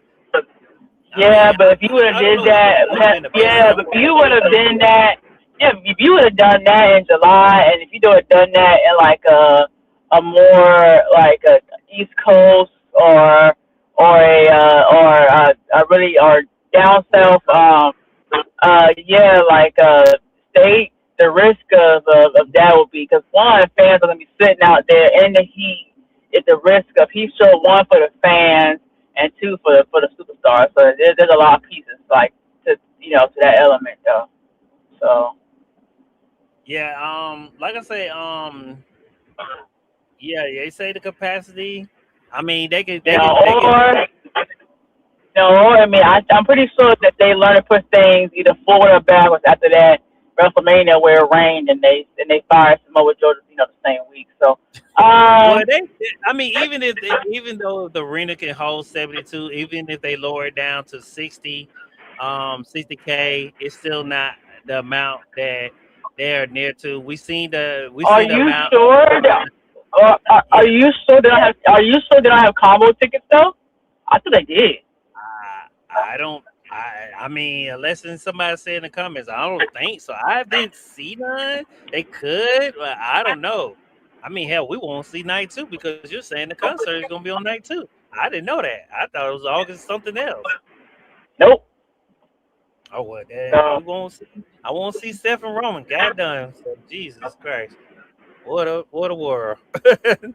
I mean, no, they're not doing. As far as I know, they're not doing combo tickets. I didn't hear about it, but I mean, they could be.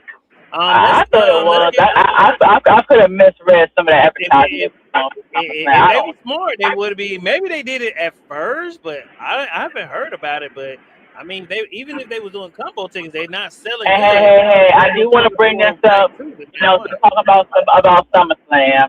You know, hey, there have been some times where we had some mishaps on the graphics due to spelling errors, but Yeah, yeah. as Miami has pointed out, so is WWE. That's a billion-dollar company. So hey, is that? Just saying, it Mm-hmm. happens. It happens to even the big people. Let's get to our last comments before we close it out. Lena Okay. Dow said, "I think Gunther winning and using it on to the show, above everyone. Aldis can make him face the consequences, what will lead to a big feud with Gunther and Nick Aldis." She said she's happy that your boy Baron Corbin is back.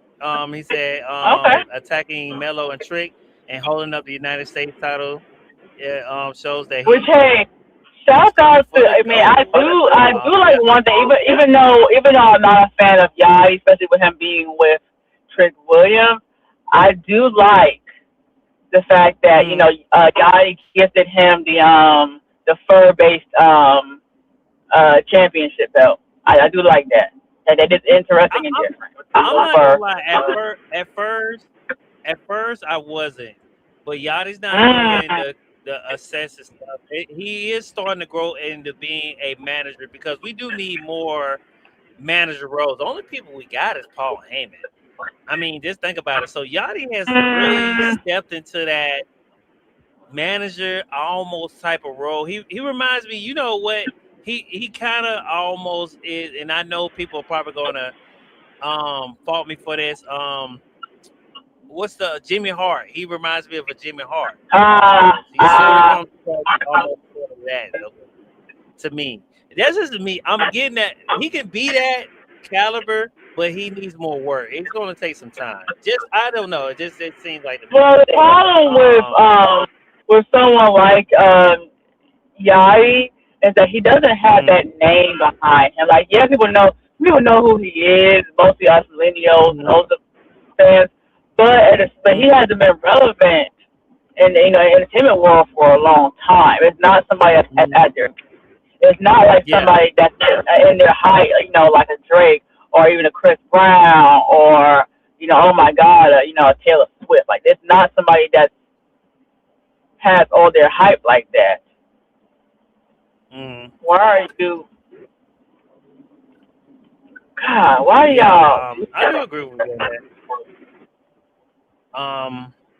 Let's go to Greg's comment. Greg said, Punk and Sammy did have a great match during Raw.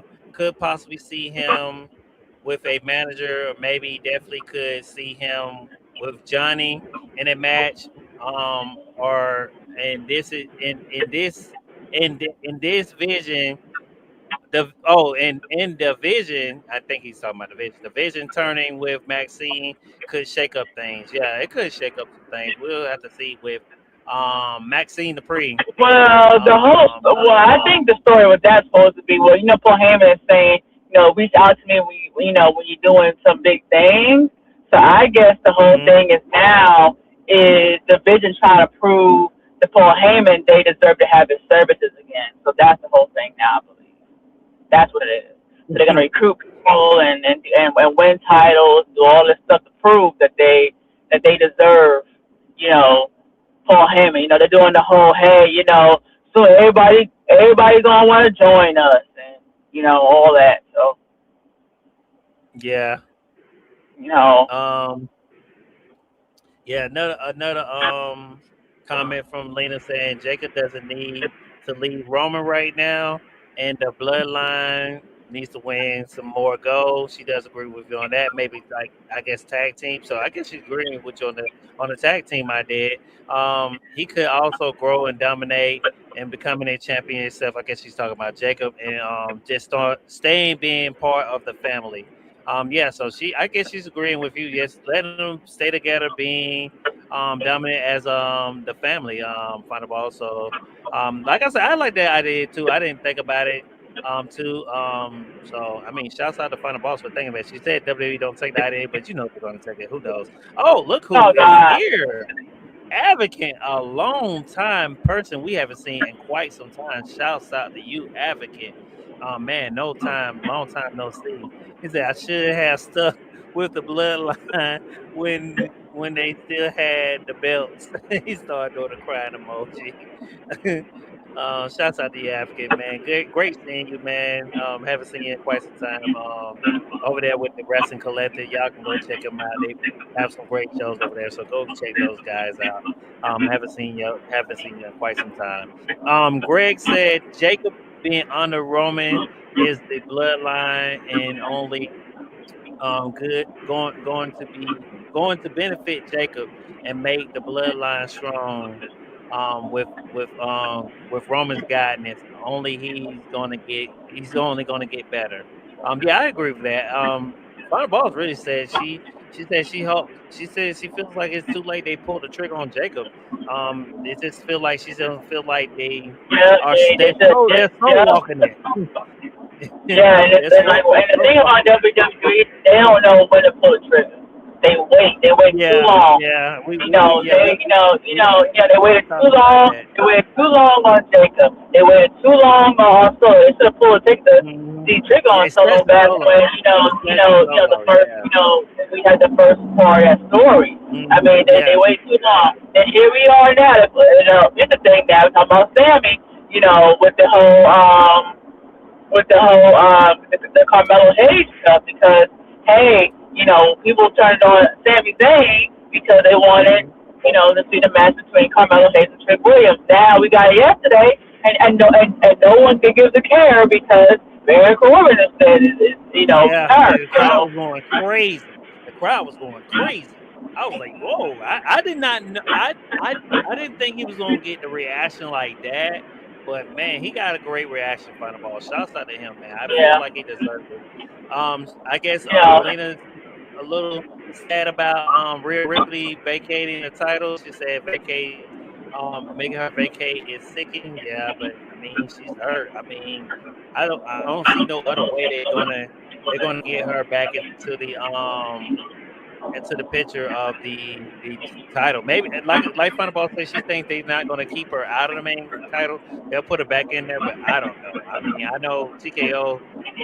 They book a little weird. It said Greg said fat. I agree that Yachty's jumping off giving me that Jimmy Hart vibes. I mean, I thought it was just me. It just seemed. I'm not saying not just yet. He's not doing that whole thing that used to get on front of boss nerves where Trick come out and he was doing it in the background. yeah, What? Yeah. yeah, He's not doing it. Yeah, he's not doing that no more. So give him that. He seems like he's coming out. He's doing the gear. I love he did give. I do like the fact that he gave Trick Williams that title. That title that might be the best I've seen that United States title look in quite some time. Maybe this will give yeah. other people I ideas would who say, got hey, titles. it's the most to me. It's the most iconic title since the Spinner Belt. So, Yeah, but exactly. And that was West vibe. Side. Yeah, that's what vibe it gave me too. Yeah, like the Spinnerville vibe, too. So yeah, I agree with that. Since hopefully Rhea can come back soon and have a great run, definitely needs her to be a part of the women division. She is one of the leaders, and I think Charlotte can be currently the runner of the. We currently run is amazing. Yeah, they could possibly put Charlotte back into that division. Greg, I do agree with you on that. So we'll see. Greg said that they was doing the combo tickets back in the day, but I guess they stopped finding about. So you was correct, but I think they stopped it. They just went to the single tickets. I don't know why they did that, but hey, who knows? Greg Money. said Greg said you guys have fun on the concert. This is a concert for Final Boss. I'm just taking her because she's in love with the person that we're going to see. I have no clue Yeah. about these artists. Oh, okay. I'm just taking her. I'm just gonna be happy to be here. Well, I ain't gonna know no words to the lyrics, y'all. This is what kind of life I live. It says breaking news: Nick Aldis is versing Gunther. Report reported locked in for SummerSlam. Oh man, if that is true, they doing Nick Aldis versus Gunther. Well, here we go then. I gotta say I don't see what it's going to do for both guys, but we'll see where it's going to go. I mean, you could probably have Nick Aldis be in some of Gunther matches and mess with him that way. Who knows? We'll see. Greg said that was a legacy title. Yes, it was. That was fire. I think the title was only like $600 online. So you guys want to check that out? Go ahead and check that out.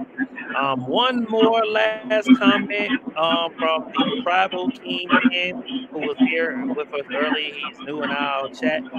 He said, once the current bloodline saga ends, do you suspect Roman to be gone and as the head of the table? Since Hollywood is calling, who would you like to see be the new tribal chief? Jay, Jimmy, Solo, Jacob, or Zilla? Well, I don't think Roman's going to go to Hollywood, but if they did step down and it was someone new, if they was going to continue, if they was going to do the head of the well, table, they I can't. think they need somebody They, young. well, to me, that they can't do it anymore because the only way that would work is if he was to, be done with WWE. But now that he's staying, they have to either wait until he's actually about to, Yeah, leave yeah, WWE, I or think that's what he's saying. or they can't do it. They're like that's not gonna. I don't think that's a good story anymore. And that's another reason why, like I talked about earlier, that's another reason why we can't have The Rock there because The Rock's gonna come. We would assume I would like it. Hey, you have him and Rock. Have a match. Rock wins, and then you have a rematch, and then Roman wins, and then The Rock goes away. He's officially retired from WWE, mid reign, and then we have Roman. Be in the true head of the table and all this stuff, and then the whole story will be the next will be okay. Well, who's next in line? And once that person is that, then almost done. So I mean, you can't just be around. But hey, we're gonna be the former OTC, the former head of the table. Oh my God, Yeah. Well, bro. you know they gonna do that always. Even if they say, Oh my well, God! They might always just do the Cena when Cena gave the referee, gave the announcer the new card and say, yeah, the last world champion, hey, that was the never seen 17. hey. John Cena was at his top tier when he was doing that. Get a card, go out there and say it, man. Hey, that was top tier heel John, man. Leave John Cena alone. He was on the best run I know of this day, man. Leave John alone. I liked that. You right, yeah. Well, you know what? One thing, hey, I'm a John Cena stan. Shouts out to Eminem, because he came up with the word "stan," just so that's why it's in the Weapon Dictionary that came from Eminem, Marshall Mathers, Slim Shady. But I love Cena. Always been Cena fan. Big fan of C Nation, the franchise. Chain Gang. For those who go all the way back, I do. Word life. But one of the other things that I love is that hey, Cena, he gave his soul to The Rock. He turned for The Rock. Unlike somebody else I know named Cody Rhodes. Oh So, my God. yeah. You never go. And hold on, very important. Rock, hold on, be quiet, don't say nothing. Rock, what the hell you doing over there talking goddamn Cody Rhodes? I never watched a movie. Come on now, what the fuck? You gonna be beating his ass and shit? What the fuck? What are we doing here? And don't say, oh, it's because of the character, I'm not being The Rock. I'm being DJ. I'm being Dwayne. Bullshit, because in real life, you're being DJ, being the Dwayne. We know, from the interview that you had with the Pat McAfee that goddamn Cody Rhodes did not want to turn heel. You had to go ahead and ask me instead. So why the fuck you told that I got that man? Like, please. It's absolutely ridiculous. Well, hold on. Before you get mad, remember last time y'all got mad. What happened last time when we got mad at him for the Netflix stuff? And look what it turned out to be. Because his ass, that was a home to your boy Dwayne. No, that was not the reason why they did that. The reason why they did that was because the ticket flows were all over for Chamber. That was the plan to do that. That was never the plan. That was that. That was not the plan. Before, when he came on SmackDown, he said, Cody. No, he said no. No, he can't. Well, he can't. Oh, I'm sorry. Remember, he did say that. No, he came on Pat McAfee show and said that was never the plan. He was just talking at the about TKO because the Chamber said was low. Man. Well, maybe he final balls, you gotta let it play out because maybe he'll come on screen and we'll him Cody again and he'll say, well, Cody, might offer him to sell his soul again. We never know. Cody might say, who's gonna be with him? Because John Cena retired now. Let me guess. You gonna have goddamn Rock help Cena doing, for his Johnson the Classic? Oh man, that would be really crazy. man, The Rock. Look, I give The Rock this. I know that ain't my boy, but give him credit for coming up with a great idea of explaining why he was backstage with Cody and Netflix. I mean, I would have never thought true. That. It was a good idea. Because I was like, well, wow, that's great. It was smart. So let it play out, final ball. Let it play out. It's the final ball. Man, on that note, man, you give him my whole up, man. Hey, no. Y'all done gave y'all done gave my whole stuff, man. We had Nick Ponce. It was always meant to be a tag team, man. Don't listen. We had that. Hell no, he was the vice president of the company. We had Ron come out and say it was never the plan. Just came back to help out his friend, Emmanuel for his ticket sale. So that was the other part. But there's a lot of, there's a lot of y'all change the damn venue from New Orleans to, from New Orleans back to Vegas. Is that one reason why? I would have been mad too. Y'all don't have me come out here and announce it was in New Orleans and they think, it's back to Vegas. What in the world? What we doing here? I would have been pissed off too. Shoot. Hey, Final Boss, you might get another beatdown from Cody Rhodes from tell him no. You never know. Man, Ross really doing his book, man. That man got,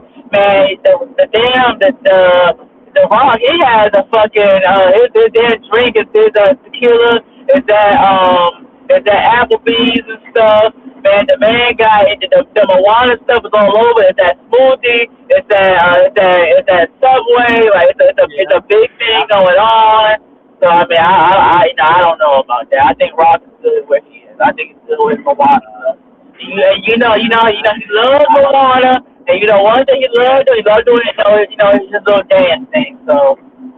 Yeah. He loves some more dance. Yeah, he loves doing that. We'll have to see, man. I knew you could bring it up. We couldn't close that show without you bringing Cody in with Rock at the moment. I knew you were gonna bring it up. I knew you was. Shouts out to everybody for coming to episode 4. We will not be radio because there will be a PLE next week. Radio Saturday night main event will be next week. Shouts out to Leon Dow for coming by. Thank you for coming by. We haven't seen you in quite some time. Hope we continue to see you again when we go live on radio. Radio. Cameraman Anthony, our champion final boss, did come by, stop by, and said, "Hey, what's up?" Aries, one of the top fans. He comes to maybe everyone's show, no matter who it is. He comes, so I know everyone sees him. Radio. The tribal kingpin. Shouts out to you. Our marketer, Radio. CEO, CFO of marketing, Greg. Shouts out to you for stopping by. Radio. After the slam, one of our guys that's Radio. DWE. Radio. Shout out to CJ Radio. for stopping by. Radio. Radio. We got Radio. Advocate who came Radio. by. Shout out to Advocate. We had a lot of comments today. We'll catch you guys. Week after next, we'll catch you guys after Saturday. I guess you guys will not see us on night 2 of SummerSlam because I did not know that. Yeah. No radio. I'm gonna sing Final Pause and just let it go by itself because I'm not gonna know no lyrics in the world, but no, I'm gonna go with it because I want to go. I just never went to a concert with someone. But you guys see this QR code right here at the top. That will take you to everyone's page. That will take you to our YouTube page. That will take you to our X page. So click that QR code up there at the top. Thank you to 308 people who have came by. Hey, those came on the radio. Oh Lord. Shouts out to Final Boss for making an appearance. Yes, Final Boss, I did play your favorite music, so don't but I will see you guys. We'll see you guys week after next. And other than that, we are out. And always remember to acknowledge the DWE team and the DWE radio. This is your head of the table and your Final Boss lady CFO. We are out. Radio.